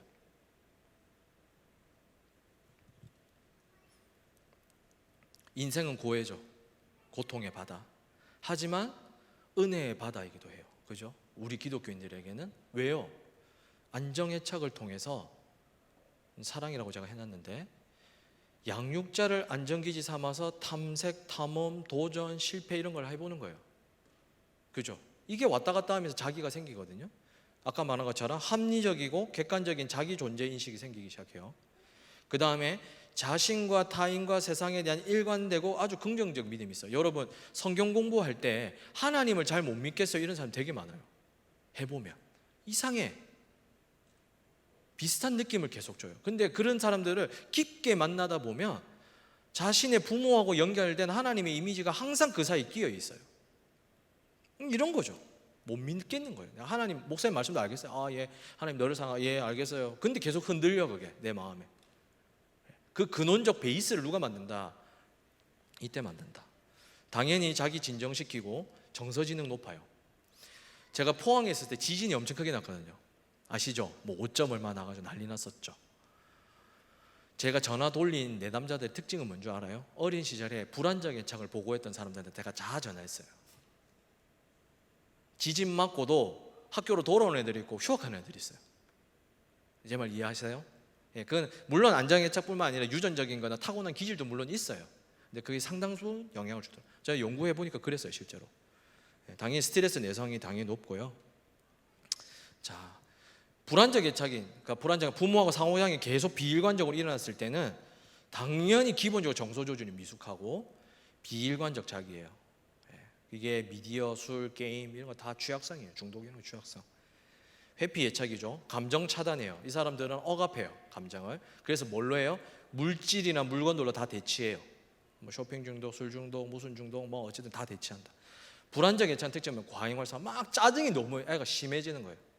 아시죠? 막 10분이면 달래질 게 30분은 안 달래지고 막 이런 거. 금쪽이 많이 나오잖아요. 보셨잖아요. 예. 거긴 근데 상당 부분 유전적인 것도 있어요. 거기 나온 아이들은 특별한 아이들인데, 근데 그렇지 않은 아이들을 보면 그런 경향이 많죠. 부모들이 그죠? 비일관적으로 하거나 쌩까거나 공부만 막 이렇게 했을 때, 이 사람들은 아주 높은 충동성을 요구해요. 그러니까 재미가 없어요. 자극적이어야 돼, 삶이. 예, 클럽. 여러분, 클럽 다니는 아이들의 특징이 뭔지 아세요? 기본적으로 우울해요. 신기하죠? 예, 클럽 다니는 사람들의 특징은 우울해요. 우울. 예, 그런 강한 자극이 있을 때 내가 살아있다 느끼고, 일상에서는 뭐예요? 잔잔한 일상에서는 뭐예요? 내 존재가 안 느껴지고 삶이 재미없다고 느껴요. 계속 무료하게 느껴지는 거예요. 그러면 제가 아이들 심심하게 내버려둔다는 이야기 아까 했죠. 그게 일상 아니에요? 좀 심심할 때 있는 게 인생 아니에요? 네. 거기서 아이들도 조금씩 해보는 거예요. 심심함을 버티다가 도저히 안 되면 엄마 내 좀 놀아줘 하고 하면 울겠지. 그죠? 근데 엄마가 막 민감하게 애 조금 울면 막 하고 뭐 하고, 아니에요. 좀 울더라도 엄마 설거지면 누구야? 엄마 이거 설거지하고 갈게. 이 목소리 있죠. 이 소리. 예, 이걸로도 가능하거든요, 원래. 예, 이런 것들이 반복적으로 쌓여야 된다는 거죠. 자, 이게 사실 되게 중요한 거예요. 제가 아주 직관적인 그림을 갖고 왔는데요. 뇌는, 제가 저 그림을 조금 더 자세하게 설명하기 위해서 좀 이게 지저분하게 닦이더라도 양해해 주세요. 여기 보시면 보통 뇌가 아이들 태어나면서 자라나요. 이게 뭐 돼서 그다음에 이렇게 신경이 연결돼서 신경이 보통 이렇게 올라오거든요. 뭐 이렇게 크게 이렇게 세 부분으로 나눠 볼게요. 저기도 이렇게 세 부분 하는데, 기본적으로 여기가 이제 호흡하고 감각하고 지각하고 이런 것들은 요 뒤에, 시각하고 뭐 이런 것들은 여기 다 청각하고 여기가 발달해요. 그 다음에 이 정서라는 부분들, 감정이라는 부분들이 여때 발달해, 여기서 발달하는데요. 발달하는 신호가 이렇게 가요. 이렇게 발달 순서도 어떻게 간다? 이렇게 가요. 예. 이렇게 가고, 얘랑 얘가 이렇게 강한 연결선이 있어요. 참고로 자살하는 사람들 있죠. 여기 연결 신호가 약해요. 그러니까 충동적으로 자살하는 거예요, 뇌과학적으로 보면. 그런데 바로 이 시기가 발달하는 시기가 언제다? 제가 말한 그 시기예요. 이해하셨죠? 예.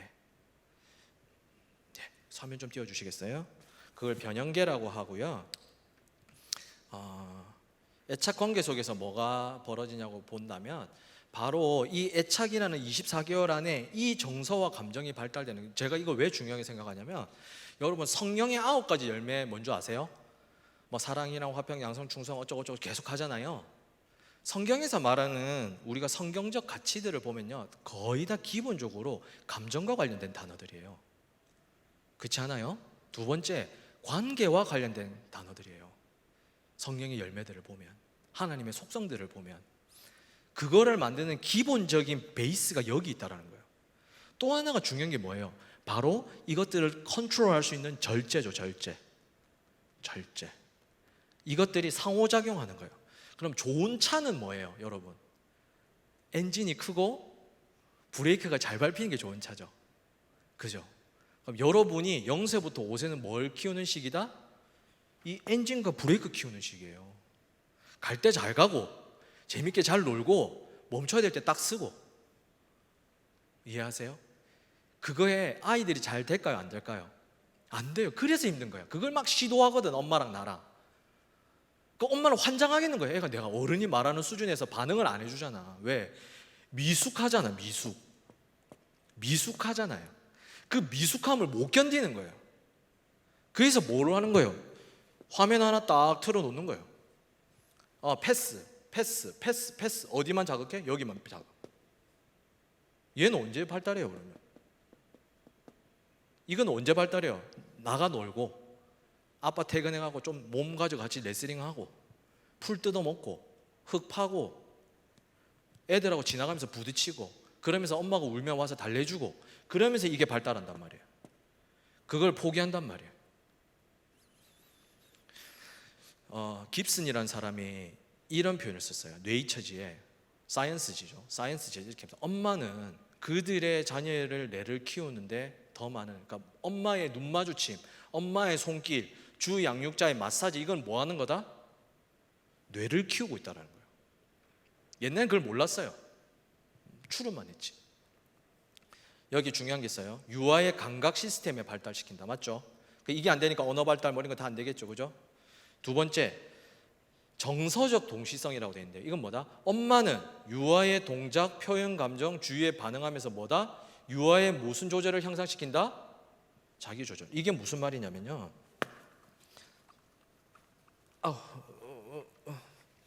잘 안 지워진다. 자, 이게 무슨 말이냐면 아이가 만약에 이 감정 그게 폭이라고 할게요. 이게 좋다, 나쁘다 이렇게 있을 거 아니에요, 그죠? 아이가 이렇게 막 이렇게 할 거예요, 이렇게. 어떤 데는 푹 올라가기도 하고, 어떤 데는 푹 내려가기도 하고, 막 이렇게 막 될 거 아니에요, 그죠? 이때 엄마가 뭘 해줘요? 같이 가다가 너무 올라갔다 싶으면 얘를 살짝 조절해주죠, 그죠? 끊어주죠. 안 돼. 아유, 네가 너무 속상했구나. 그죠? 그래서 뭐예요? 이것도 이렇게 조율되는 거예요. 엄마가 아이의 뇌파에 따라 같이 움직여 주는데 너무 높은 거는 깎아주고 낮은 거는 올려주는 거예요. 이 말 무슨 말인지 아시겠죠? 그러면 아이가 뭐예요? 이 패턴을 찾아가는 거예요. 이거 이해하셨어요?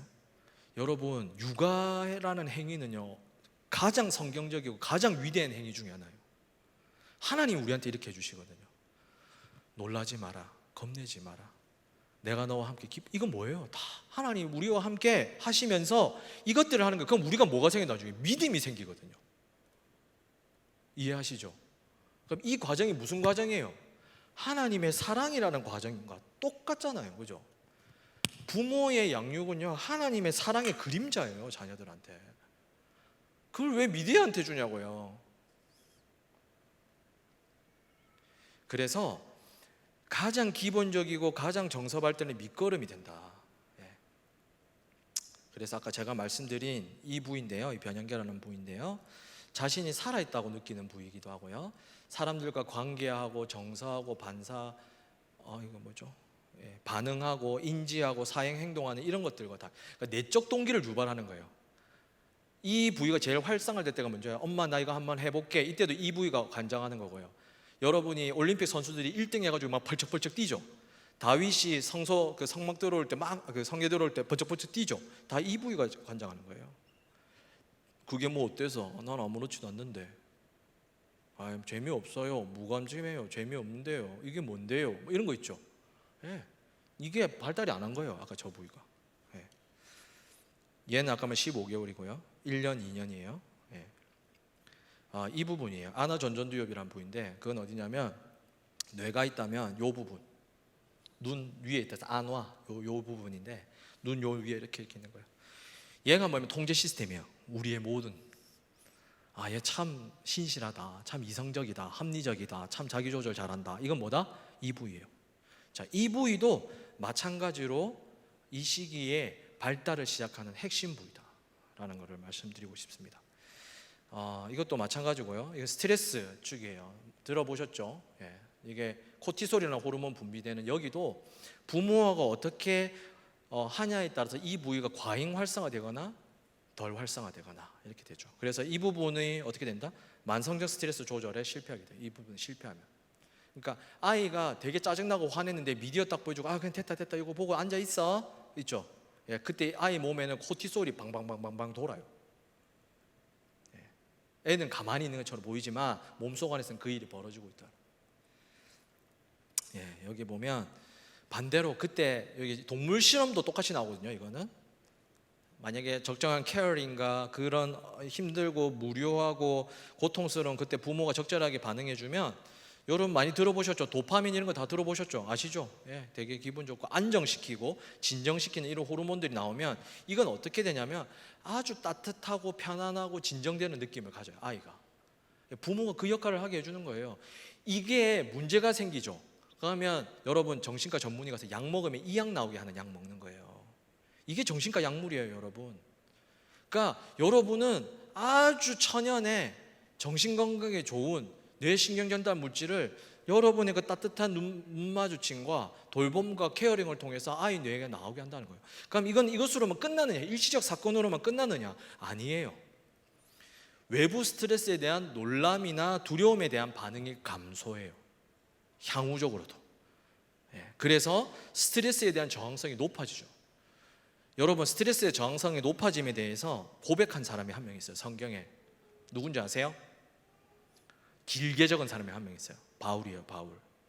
매 맞고 뭐 배 쪼개지고 뭐 굶고 춥고 어쩌고 저쩌고, 맞죠? 쭉 이야기하죠. 나 이런 개고생했어. 나 이런 힘든 일 많았어. 이런 스트레스 일이 많았어. 쭉 말하죠. 근데 바울이 버텨내죠. 뭐라고 해요? 그게 뭐 때문에 가능하다 그래요? 하나님의 그리스도의 강건적인 사랑에 의해서 그게 가능했다 얘기하죠. 여러분, 이 찬양 아시죠? 놀라지 마라, 겁내지 마라, 주님 너를 지켜주시네. 내 맘이 힘에 겨워 지칠지라도 주님 나를 지켜주시네. 세상의 험한 폭파 몰아칠 때도 주님 나를 지켜주시네. 주님은 나의 산성, 주님은 나의 요새.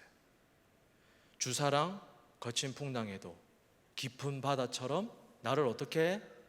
잠잠케 해. 주사랑 내 영혼의 반석, 그 사랑 위에 서리. 이게 가능하게 되는 아주 기초공사식이다. 이해하셨어요? 여기 보시면 사회 활동을 하거나 책을 읽거나 대인관계를 하면 다 활성화가 되죠. 불이 다 들어오죠. 그죠? 미디어를 하면 어떻게 된다? 이렇게 돼요. 그래서 하라 이 말이죠. 이거는 이제 우리 여기 앞에 큰 아이들 같은 경우인데요. 결국 미디어는 선용해야 되거든요. 그죠? 의존할 거냐 선용하냐, 이제 이 차이밖에 안 남았어요. 우리에게는 어느 쪽을 무겁게 할 것인가가 이제 우리의 과제인 거죠. 그죠? 보여주냐 마냐의 문제를 떠나서, 물론 0세부터 2세는 아니고요. 자, 그래서 어떻게 할 것인가? 빠르게 가겠습니다. 자, 점검사항입니다. 점검사항 점검해 보세요, 여러분. 첫 번째, 일관적 훈육이 가능한가? 엄마 아빠 다 똑같이 해야 돼요. 좀 마음에 안 들어도 아빠가 먼저 했으면 아빠도 일단 엄마 편에 들어서 이야기해야 돼요.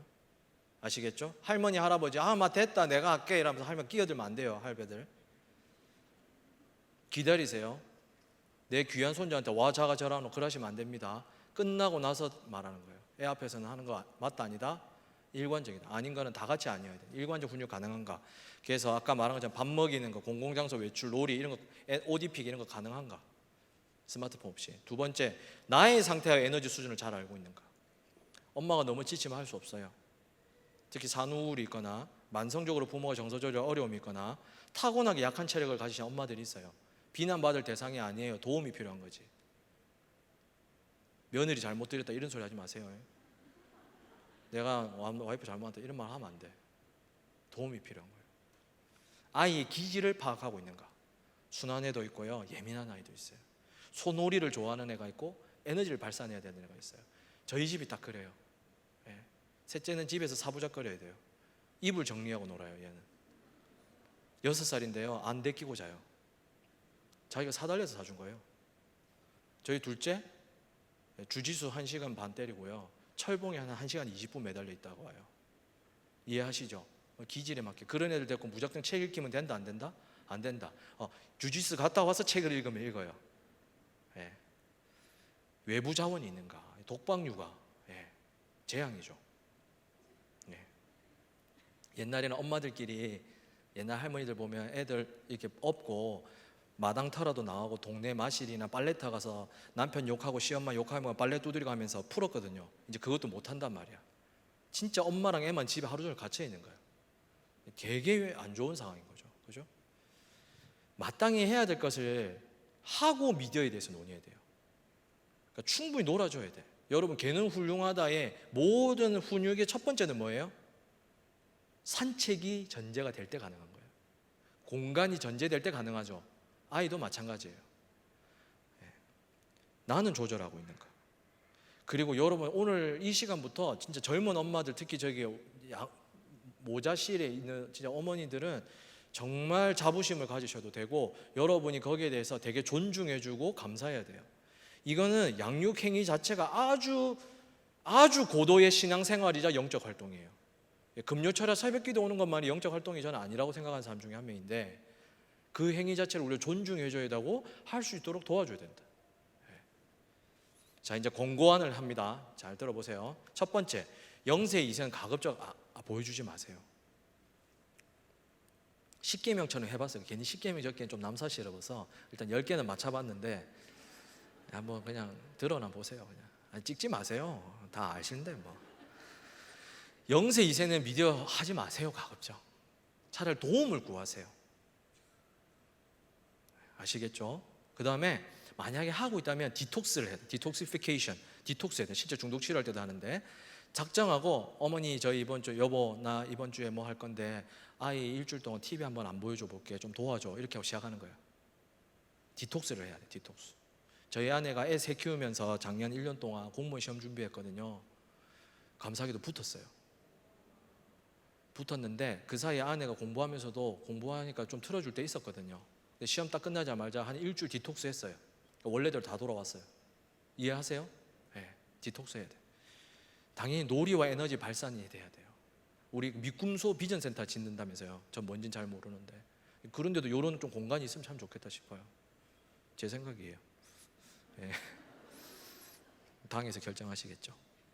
예, 신체 놀이 이런 거, 야외 활동, 대인관계, 아까 제가 그 사진 보여드렸죠. 막 가족들 모여갖고 이제, 예, 우리 여기는 참 좋은 데 많더라고요. 예, 많이 나오세요. 그냥 추워도 그냥 입혀서 나오고요.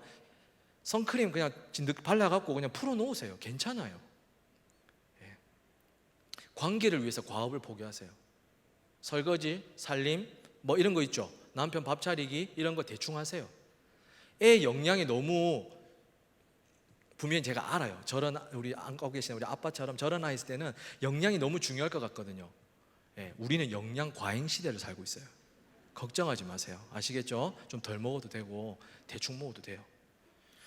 여기 보면 훈육의 기회에 미디어가 존재하지 않게라. 그러면 훈육 기술을 배워야 되겠죠? 모르면 하는 거예요. 제가 오늘 그건 안 합니다. 정서조절 관계 기회에서 미디어가 존재하면 안 돼요. 그죠? 그럼 나머지 상황에서 뭐 조금, 그죠? 제가 나중에 설명드리겠지만 숨쉴 공간을 제가 좀 드릴게요. 그 다음에 가급적 유예하면 좋아요. 늦을수록 좋아요. 늦을수록. 늦을수록 좋다. 공동체를 만드세요. 여러분, 이거 제일 제가 좀 중요하게 생각하는데, 교회는 공동체 만들어서 같이 노세요. 자, 오늘 우리 스마트폰 없는 날 해갖고 다 나와갖고 미디어 없이 그냥 다 같이 놀고 가는 거야. 이해하세요? 네, 그런 거 좀 많이 하세요. 미디어가 절대 보상이 되게 하지 마세요. 이해하셨어요? 욕구는 지연시키고 참고 하는 것도 배워야 돼요. 이해하셨어요? 여러분, 주사 맞는 거 해야 돼요? 안 해야 돼요? 해야 돼요. 이빨 뽑는 거 해야 돼요? 안 해야 돼요? 해야 돼요. 미디어 보상이 가요? 안 해요? 아니에요. 그거 없이 해야 되는 건 해야 되는 거예요. 해야 되는 걸 가르치는 게 훈육이에요. 공부해야 돼요? 안 해야 돼요? 해야 돼요. 근데 제가 말은 잘하는 게 아니고요, 그 학년에 해야 될 분량이 있죠. 1학년 때 덧셈 뺄셈은 해야 돼요? 안 해야 돼요?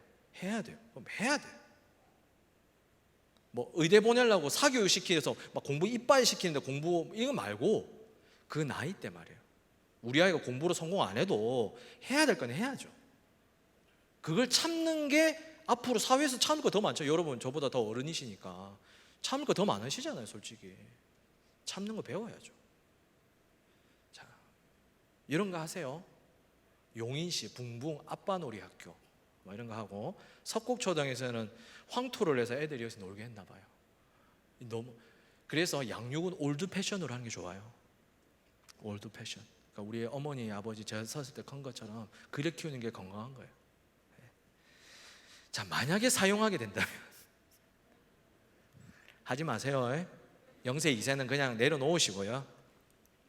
그럼에도 불구하고 해야 되면 미디어 사용 시간보다 무슨 시간을 늘려라? 상호작용 시간을 늘려야 된다. 미디어를 써야 된다면 뭐다? 훈육하고 돌보기 위해서 에너지 충전할 때 쓰라는 거예요. 엄마 너무 힘들잖아. 잠깐 30분 1시간 쉬고 싶잖아. 그죠? 그때 써라는 거예요. 내 말을. 굳이 써야 된다면 안 쓰지 마세요. 제가 지금 말이 오락가락 하는데 그래도 인간이니까 어쩔 수 없잖아. 써야 된다면 엄마 잠깐 쉬어야 될 때, 훈육하고 돌보기 위할 때 쓰라고. 에너지 채울 때. 그리고 써야 된다면 뭐다? 느리고 상호작용이 검증, 느린 거 있죠. 느린 거. 그 다음에 뭐 영상 통화. 할머니가 영상 통화 좀 하고 있어. 뭐 이런 거 가능하면 좋고. 예. 그다음에 스마트폰 미디어는 오늘부터 그냥 가급적 치우세요. 쓸 거면 TV를 하세요. TV는 거실에 있고 엄마가 조정할 수 있잖아요. 선 뽑으면 애들 못 키잖아요. 그죠? 그러니까 또 하나는 뭐냐면 미디어는 내가 자극을 누르고 반응 오는 시간이 너무 빨라요. 이해하세요? 스마트 기기는. 근데 TV는 뭐예요? 찾아야 되죠. 느리죠. 그 다음에 중간에 또 광고도 튀어나와요. 그래서 내가 원하는 게 안 나와. 불편하잖아. 그러니까 불편하게 해야 된다. 불편하게. 예. 그리고 뭐 이런 거 하시면 되고요. 미디어에 대해서는 양보하시면 안 돼요. 단호하셔야 돼요. 안 되는 건 안 되는 거예요. 울든 말든 안 되는 건 안 되는 거예요. 이해하셨죠? 예. 하고 바로 전환해야 된다. 미디어 사용은 일상이 아니에요. 이벤트처럼 해야 돼요. 언제 이벤트? 엄마가 너무 힘들어서 잠깐 쉬고 싶을 때라든지 아주 특수한 상황 제외하고는 미디어는 일상에서 도구처럼 쓰는 게 아닙니다. 예. 실전 문제예요. 실전 문제. 집에서 애가 심심해한다. 그대로 둬요. 그대로 두세요. 그냥 안전한 공간에 넣어서 장난감 부어주고 그대로 두시면 돼요. 예. 놀게 누구야? 엄마 이거 하고 있어. 조금만 기다려 갈게 하고 그대로 두세요. 아시겠죠? 근데 여기는 전제가 뭐예요? 충분한 놀이나 신체 활동이 선행된 다음에 하는 거예요. 아시겠죠? 예. 그럼에도 불구하고 애가 그거 하면 그때 좀 둬도 돼요. 할 만큼 했잖아요, 엄마는. 예. 두 번째, 미디어 줘서 밥 먹어줘야 된다. 시장이 반찬이에요. 시장의 반찬이 무슨 반찬인지 아시죠? 예. 여러분 밥 제때 안 먹어도 돼요. 아이는 배고플 때 먹으면 돼요. 배고플 때. 밥 먹는 거 있죠. 여러분 집에 하이체어 다 갖고 계시죠? 예, 하이체어에 딱 앉아서 먹는 거예요. 기도 손 잡고 기도하고 이제 밥 먹는 시간이다. 밥 먹이고 안 먹으면 내려놓으면 돼요. 그러다 한번 먹여보고 괜찮아 먹을라 한다 하면 그대로 그 자리에 앉힌 다음에 먹이는 거예요. 쫓아다니면서 이렇게 먹이는 게 아니고 먹는다 싶으면 앉혀서 먹는 거예요. 이런 것까지 가르쳐 줘야 되는 게 참 제가 다음에 좋은 기회 되면 한번 만납시다. 외식할 때 집에서 밥 먹는 훈련 안 하면 외식하지 마세요. 만약에라도 외식해야 된다. 저희도 외식했잖아요. 그럼 어떻게 해야 돼요? 제가 먼저 밥 먹고 아이가 먼저 밥 먹고 그러니까 이미 집에서 앉아 있는 게 좀 연습이 조금만 앉아 있거든요. 그럼 좀 먹이다가 돌아다니고 싶으면 빼갖고 돌아다니세요. 예, 그러니까 번갈아 가면서 밥 먹고 예, 그렇게 하시면 돼요. 예, 처녀 총각 데이트하듯이 애하고 밥 먹기를 포기하세요. 예. 제발 부탁이에요. 여러분 결혼하셨어요. 예. 장거리 여행 시 자동차 이동 시 TV 틀어준다. 언제 움직여야 돼요? 밤에 잘 때 움직이세요. 예. 저는 저희 아이 돌 좀 지날 때 어머니 아버님 모시고 나야가라 폴 워싱턴 DC 차로 8시간 9시간 운전한 거 다 부모님 모시고 제가 여행 다녔어요. 그 애 데리고. 언제 움직였을까요? 밤에. 아니면 뭐야? 애 잘 때. 낮잠 잘 시간에 밟아라. 예. 낮에는 어른도 힘들잖아요. 애는 얼마나 힘들겠어요. 밤에. 공공장소 통제하면서 미디어 사용하는데 어떻게 된다? 집이나 교회 아이들 놀 공간 아니면 가급적 어른 중심의 장소 잡지 마세요. 아시겠죠? 예. 당신의 수다보다 아이가 중요합니다. 예. 무료함, 배고픔, 잠투정, 고통에 대해서는 민감하게 반응해 줘야 돼요. 아이의 생존 욕구예요. 이걸 통해서 안정감을 배우는 거예요. 정서 조절 능력도 배우고. 자, 17개월, 24개월부터 이제 시작되죠, 그죠? 애가 시작되는데 투정 고집에 대해서는 아주 단호하고 일관되게 해야 돼요, 부모가. 근데 여기 할머니가 끼면 안 돼. 근데 뭐 괜찮아요, 사실 할머니 좀 끼면 어떻노? 네, 단호할 땐 단호해야 된다. 자, 주 양육자를 위한 또는 위한 이야기를 좀 돌겠습니다. 알겠지만 그럼에도 불구하고 어쩔 수 없으면 어쩔 수 없어요. 제가 솔직히 이 말은 드리고 싶어요. 왜냐하면 너무 사정이 다 다르거든요. 여러분 편부 자녀가 돈 벌러 다니면 어떻게 됩니까? 어쩔 수 없어요. 그건 공동체의 책임이에요. 우리 사회의 책임이고요. 제가 그런 분한테 죄책감 드리고 싶지 않습니다. 어쩔 수 없으면 어쩔 수 없어요. 대신에 돌아왔을 때 그 관계의 질을 극대화하셔야 돼요. 예. 아빠에게 하고 싶습니다. 돈 버는 거, 사회생활이 힘든 거 알지만 게임하고 취미생활하고 자빠져 자지 말고 아빠도 양육에 동참하세요. 1시간에서 2시간만이라도 임팩트 있게 빡 하고 여보 내가 1시간 2시간 놀아줄 테니까 놀고 나 좀 들어가서 잘게 대신에 1-2시간 됐는데 잠깐 쉬라 그렇게 하고 바짝 해주고 와이프도 사실 그렇게 하면 좀 존중해 주세요. 네가 하루 종일 집에 있어 봤나 이러지 마시고 돈 버는 거 쉽지 않잖아요. 지금 코로나 상황에서 존중해 주세요. 존중해야 돼요. 자녀 앞에서 아빠를 그죠? 주 양육자 엄마도 쉼이 필요해요. 그죠? 예. 힘들면 설거지 빨래 다 대충 하시고요. 그 일 맡겨서 뭐 하면 된다? 애랑 놀면 된다. 예. 아빠는 알아서 밥 먹으면 돼요. 알았죠? 알아서 밥 차리면 되고요. 정서 조절과 양육은요. 도덕성과 그 사람 성품이 아니고요. 거의 90%는 체력이에요. 맞죠? 엄마. 예. 다 고개를 끄덕이잖아요. 제가 해봐서 알잖아요.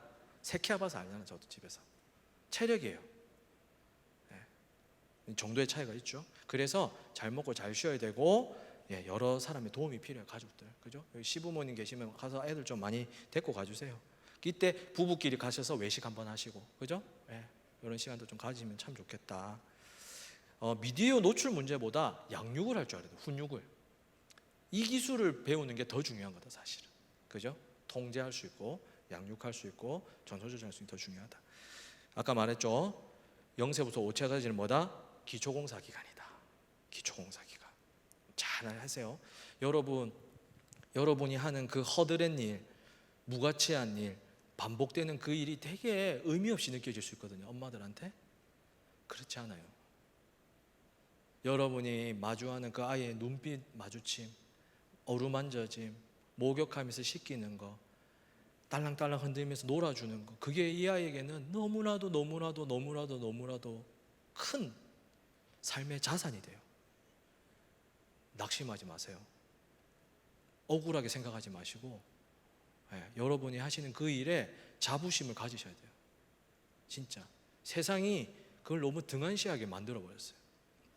저한테 애 새 키울래 PhD 2개 받으려면 저는 PhD 2개 받겠어요. 진짜요. 그만큼 힘든 일인 걸 제가 너무 잘 압니다. 그래서 자부심을 가지시고 한번 애써 보세요. 그냥 잘하는 게 아니고 그죠? 애쓰면 된다. 자, 양육은 올드 패션으로 하는 거다. 시간 거의 다 돼서요. 이야기를 좀 할게요. 이건 제가 이제 큰 아이들 성인기까지 다 포함되는 건데요. 여러분 절제는요 관계에서 만들어지는 거예요. 진짜예요. 제가 이 이야기를 하나 드려볼게요. 저희 딸이 이런 질문. 아빠 나를 얼만큼 사랑해? 이 질문을 저한테 했어요. 누구도 많이 사랑하고 아빠 엄청 사랑하지. 이해 잘 안 되잖아. 그거 엄청이 얼마냐? 우리 주차장을 가고 있었거든요. 주차장, 아파트 주차장. 저는 지상에 막 차가 많은 옛날 아파트여갖고 차가 많아요. 조심시켜야 되는데, 야 만약에 저 차가 딱 오는데 너희들 쪽으로 가면 아빠가 너희를 탁 미치고 아빠가 탁 치어가서 아빠가 대신 죽어도 돼. 이랬어요. 우리 셋째가 한 말 있어요. 왈. 언니, 오빠, 아빠 죽으면 안 되니까 뛰지 마. 요 이해 가셨어요? 여러분 율법 왜 지키세요? 하나님 좋아서 지키잖아요. 절제는 관계예요. 엄마가 그렇게 나를 힘들게 하고 아버지가 그렇게 했기 때문에 내가 그렇게 할 수 없는 거예요. 그 선택을 못 하는 거예요. 선택하더라도 내 마음에 죄책감이 있는 거예요. 그게 없으면 사이코패스예요. 사이코패스는 관계가 없는 사람이 걸리는 병이에요. 세 번째는요, 관계가 있더라도 이 사람이 살아가는 심리, 신체, 사회적 진로, 영적 욕구가 충족돼야 돼. 이게 결핍되면 미디어가 채워주기 때문에 글로 가요. 이게 술이 될 수도 있고 관계가 될 수도 있고 성중독이 될 수도 있고 뭐 다 어쨌든 anyhow. 훈련은요, 야 내가 도대체 얘한테 몇 번 말했노 아니죠. 훈련의 단어는 뭐예요? 저녁이 되고 아침이 되는 one day. 아시겠죠? 뭐 이건 방송에서도 많이 이야기했지만 저는 이게 맞다고 생각해요. 저도 잘 안 돼. 그래서 완전 사자후가 나갈 수가 있어요. 입에서. 야! 그래도 어쩔 수 없다. 저녁이 되고 아침이 되고. 제가 이게 초등, 중등, 고등은요 제가 따로 다음에 한번 할게요. 이건 방법이 또 달라요. 예. 그 다음에 가치가 생기면 돼요. 이제 우리는 신앙이죠, 그죠? 신앙이 생기는 거죠. 신앙이 들어오면 컨트롤할 수 있게 돼요. 절제는 간단하게 만들어지는 게 아니에요. 근데 오늘 기반으로 하면 그 절제를 만들어주는 아주 뭐하는 기간이다? 기초공사 기간이다. 잘 하셔야 돼요. 아시겠죠? 예, 감사합니다. 그러면 질의응답을 제가 받으면 좋을 것 같네요. 네네네. 요 앞에 분 계시네요. 자, 아까 위에도 이거 가서 제 거를 드릴 걸 그랬네요. 교수님 좋은 네네. 강의 잘 들었습니다. 네. 제가 궁금한 거는 네. 요즘 어린이들한테서 아까 그 자극점을 해서 막 한글 교육할 때도 되게 방방 뛰면서 한글 교육도 나오고 네네네. 영어도 그렇고 네. 되게 좀 항상 하이톤으로 하면서 좀 네. 이렇게 자극점이 많잖아요. 네, 그리고 네, 학습지에서도 네, 네, 자꾸 네. 그런 쪽으로 가고 초등 저학년도 교육이 자꾸 그런 쪽으로 이렇게 막 신나게 하는 거. 예예예 네. 하는데 아까 말씀하실 때는 느리게 그런 걸 영상을 봐야지 된다고 하셨는데 그러면 아이들한테는 어떻게 그런 걸 절제를 해야 될까요? 예. 그 제가 말씀드리고 싶은 부분은 학습과 관련된 정도의 그 정도 자극이면 저는 그 정도 자극을 말하는 건 아닌 것 같아요. 그 정도는 괜찮을 것 같아요. 그게 흥미 유발이고요. 저는 참고로 교육학 전공이기 때문에 제가 여기서 함부로 코멘트는 하지 않겠습니다. 왜냐면 제 전공이 아니니까. 근데 그럼에도 불구하고 그런 자극이 있는 거는 아이들한테 저는 당연하다고 생각해요. 보통 아이들 엄마 아빠가 놀아줄 때 어떻게 해줘요? 비행기 발 그죠? 막 그죠? 상호작용에서 오는 그런 격렬함은 나쁘지 않다고 생각하고요. 미디어 같이 일방향적으로 그 시선이나 자극이나 컨텐츠가 자극적인 문제일 거지 않겠나 이런 생각을 들어봅니다. 예. 저기 가운데 분 계시네요. 네, 저는 8세 아들, 만 6세 남자아이를 키우고 있는 엄마입니다. 네.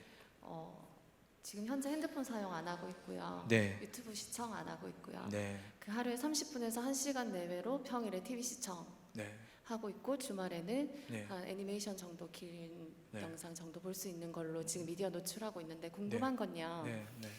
TV 시청을 하면 보통 시간을 정해서 보거든요. 네. 네. 근데 지금 6시면 6시 반까지 TV를 네. 볼 거예요. 근데 그 시간이 됐을 때 네.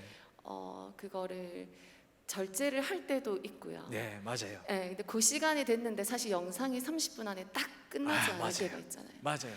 그럼 자기도 확인하거든요. 5분 그렇죠. 남았어. 그렇죠. 8분 남았어. 이제 그럴 때 어떻게 조율해야 되는지 맞아요. 그럼에도 불구하고 단호하게 끊어야 되는지 예. 오늘 지가 아침에 스스로 끌 수 있도록 오늘 기다려야 아침에 저희 집에 있었던 일이에요. 걱정하지 마세요. 제가 그래서 잘 아는데요. 한 3분 남았다, 5분 남았다. 그러면 3분 뒤에 네가 꺼라. 헤이 클로바 TV 꺼 이렇게 와요. 너무 잘하고 계시네요. 훌륭하게 잘 키우고 계십니다. 제가 응원은 드리고 싶고요. 30분에서 플러스 마이너스 있을 수 있어요. 그리고 그날따라 아이의 기분이나 컨디션이 안 좋으면 조금 더 집착할 수도 있거든요. 그래서 엄마 여기 5분 정도 남았어. 근데 뭐 20분 남았거나 10 이런 거 있죠. 그런 건 당연히 안 되고요. 그건 단호하게 끊는 거고요. 아까 엄마 이제 5분밖에 안 남았어. 알겠다. 그러면 5분 이거 마무리하고 네가 TV 끄고 엄마한테 와. 라고 하고 있으면 잘했다. 역시 그렇게 해주면 잘하고 너무 잘하고 계시네요. 고맙습니다. 또요? 질문 없으시죠? 저기 뒤에 한 분. 12시 맞아요. 강의 너무 감사하고요. 네. 저는 이제 아들 셋 엄마인데 첫째는 2학년이고 둘째는 7살이에요. 근데 미디어를 저희가 웅진이 어릴 때부터 미디어 노출에 대한 상품이 있어가지고 그걸 굉장히 많이 권유를 했는데 제가 참고 안 했어요. 근데 이제 학교를 갔는데 제가 일을 하다 보니까 학습적인 부분을 제가 케어해 줄 수 있는 부분이 너무 약한 거예요. 그럴 수 있죠. 아까 말씀하신 부분에 너무 공감됐던 게 체력이 안 되니까 맞습니다. 제 정서도 조절이 안 되고 맞습니다. 애한테 그거를 할 수 있는 여력이 안 돼가지고 맞습니다. 그래서 결국에는 제가 홈런이드 되게 많잖아요. 그 중에서 제가 하나 선택해가지고 이제 결국 그걸 가입을 했어요. 근데 이 학습적인 부분에서도 미디어를 어떻게 해야 될지가 제가 아까 말씀드린 것 중에 가급적 활자가 좋긴 한데요. 근데 미디어를 한다 해서 제가 아까 말씀드린 것처럼 그런 맥락인 것 같아요. 그 미디어에는 중독되는 요소가 있다고 저는 생각하지 않아요. 중독적 요소가 있다고 생각하지 않고 있고요. 제가 말씀드린 것처럼 아까 영상 예배 이런 거 중독되면 어떻게 되냐, 영향이 심각하게 미치면 어떻게 되냐. 저는 제가 말한 것처럼 우리 뇌에 제가 한 가지 빠뜨린 게 하나 있는데, 제가 그 이야기를 해드리고 싶은 거는 그 어떤 유명한 학자가 독이 든 양분이라는 책을 썼어요. 독이 든 양분이란 말은 뭐냐면 우리 부모의 양육이 마치 독이 든 양분 같다 이렇게 이야기해요. 엄마의 안 좋은 것도 가고 좋은 것도 가더라. 그럼 뭐 어떻게 독을 다 빼냐? 안 빠진다. 어떻게 하냐? 좋은 게 더 많으면 된다. 좋은 게 더 많으면 된다. 근데 저는 어머니께서 최선을 다하고 계신다고 저는 생각하고요. 저는 뭐 큰 무리 안 될 것 같아요. 대신에 엄마하고 아까 에너지를 좀 채울 수 있는 시간, 자원을 받을 수 있는 시간이라면 이야기하고 활자로 된 거 있죠. 그냥 움직이는 거 말고 정지된 상태에서 그걸 해야 하는 게 뭐냐면 인간이 유일하게 상징을 사용하는 존재거든요. 이 만물 영장 중에서. 근데 글자나 이게 다 상징이란 말이에요. 그거는 되게 중요한 그 발달 과업 중에 하나예요. 그래서 그런 것만 조금 커버해주면 어떻겠나 라는 조언을 조심스럽게 그냥 한번 드려보겠습니다. 응원하겠습니다. 없으시죠? 그러면 제가 마지막 한 분만 받고 제가 요거 아까 질문 답하고 끝낼게요. 네. 오늘 또 하모니 모임이 있다고 하셔가지고. 늦둥이 키우고 있는 엄마인데요. 예. 첫째는 중학생이고요. 네. 둘째는 초등학생이고 네. 셋째는 지금 예, 보입니다. 둘이. 근데 이제 큰 아이와 둘째 아이는 사실 예. 실패했다고 생각합니다. 근데 잘 컸잖아요, 그죠? 그런데 잘 크고 잘 있습니다. 컸어요. 근데 이제 첫째와 둘째가 그 시청을 만약에 열심히 하고 있는데 이 아이가 자라나면서 언니 오빠들은 되는데 왜 난 안 돼라고 할 수 있잖아요. 맞아요. 그랬을 때 어떻게 부모로서 어떻게 해줘야 하는 건지. 네. 참 어렵네요, 그죠? 저런 케이스는 저도 처음 보네요, 그죠? 부모가 컨트롤하니까 애를 통제시켜야 되는 거니까, 그죠? 근데 그럼에도 불구하고 첫째, 둘째 말게 하나 들으니까 너희들 볼 거면 셋째 안 보는 데서 봐라고 일단 해야 돼요. 이해하세요? 그 이야기는 뭐냐면 어쨌든 덜 보는 게 좋잖아요, 걔들도. 셋째가 좀 미울 수는 있겠지만 다 너희한테 덕이 되는 거기 때문에, 그죠? 왜냐하면 이 전제는 이거예요. 너희들은 충분히 다 보여줄게라는 전제가 있어요. 그 방금 질문에는. 사실은 아니거든요. 그때도 미디어 조절이 필요할 때거든요. 그 조절 기회를 우리 저 꼬맹이 친구하고 같이 한번 맞춰가는 것도 나쁘지 않고요. 네가 하면 잘 때 뭐 잠깐 봐라. 동생 잘 때 잠깐 봐라라든지 하는 게 좋을 것 같고, 첫째, 둘째도 그렇게 막 너무 보여주시는 거는 시원하게 보여주시지는 마시고요. 최대한 불편하게. 저는 충분히 그렇게 하고 계실 거라 생각하고, 그럼에도 불구하고 근데 아마 좀 보여줬지만 애들 잘 컸잖아요. 근데 제가 저 때도 섣불리 말씀을 못 드리는 건 뭐냐면 이제 중등 넘어가고 고등 올라갔을 때 어린 시기에 미디어를 막 하다가 갑자기 조절하는 건 안 돼요. 그래서 제가 착착착착 하는 게 좋다. 그래서 한번 셋째를 1번, 2번 시행착오 살짝 있었잖아요. 저희도 셋째 잘 잘하거든요. 1번, 2번 시행착오가 있으니까. 그래서 한번 셋째한테는 한번 잘 해보는 게 좋겠다. 이런 말씀 드리고, 제가 이거 빨리 답하고 끝낼게요. 자, 정확한 이유 말씀드렸던 것 같아요. 10개월 하기, 16개월 하기, 9개월 하기, 14개월 하기. 그렇죠? 일반 자극적인 영상 안 된다. 상호작용한 영상 통화나 뭐 주일 예배 잠깐 노출하는 거는 무리가 없을 것 같다. 자, 자극이 없는 사람 심심해도 괜찮다. 그럼에도 불구하고 뭐 어쩔 수 없으면 어쩔 수 없지만 차라리 놀이기구라든지 안전한 공간에서 심심하게 두는 것도 괜찮다. 자극적인 건 다 웬만하면 피하세요. 그죠? 영상은 느린 게 좋다. 근데 36개월 정도인데 페퍼피트 짧게 보는 거 뭐라 하겠어요, 사실은. 근데 이것마저도 아주 제한되고 컨트롤하는 게 중요하다. 보상은 안 된다. 공부는 질을 위해서 하는 거다. 엄마가 사정하고 보상해서 시키는 게 공부는 아닙니다. 이렇게 하고 제가 마치도록 하겠습니다. 감사합니다. 네, 우리 수고해주신 우리 김재한 교수님께 다시 한번 감사로 박수 또 드리겠습니다. 네, 여러분 어떠셨어요? 강의 내용 많은 도움을 받으셨습니까? 목소리가 좀 작은 것 같은데요. 좀 많이 도움을 받으셨습니까? 네, 그래야 우리 교수님이 다음번에도 이런 좋은 시간 또 마련해 주셔서 더 깊고 더 유익된 시간이 준비될 줄 믿습니다. 몇 가지 광고 드리도록 할게요. 지금 사랑 나눔 축제가 계속해서 진행 중에 있습니다. 내일은 호산나교회의 헤버너스라는 뮤지컬 팀이 공연을 준비하고 있고요. 또 담임 목사님의 또 그에 따른 메시지가 준비되어 있습니다. 여기 오늘 이곳에 또 처음 오신 분들이 한 대략 19분 계신 걸로 알고 있는데, 내일도 예배 가운데 오셔서 많은 은혜 누리시고 좋은 시간 가지시기를 축복드립니다. 너무 수고 많으셨고요. 제가 간단하게 기도하고 오늘 특강 시간을 마무리하도록 하겠습니다.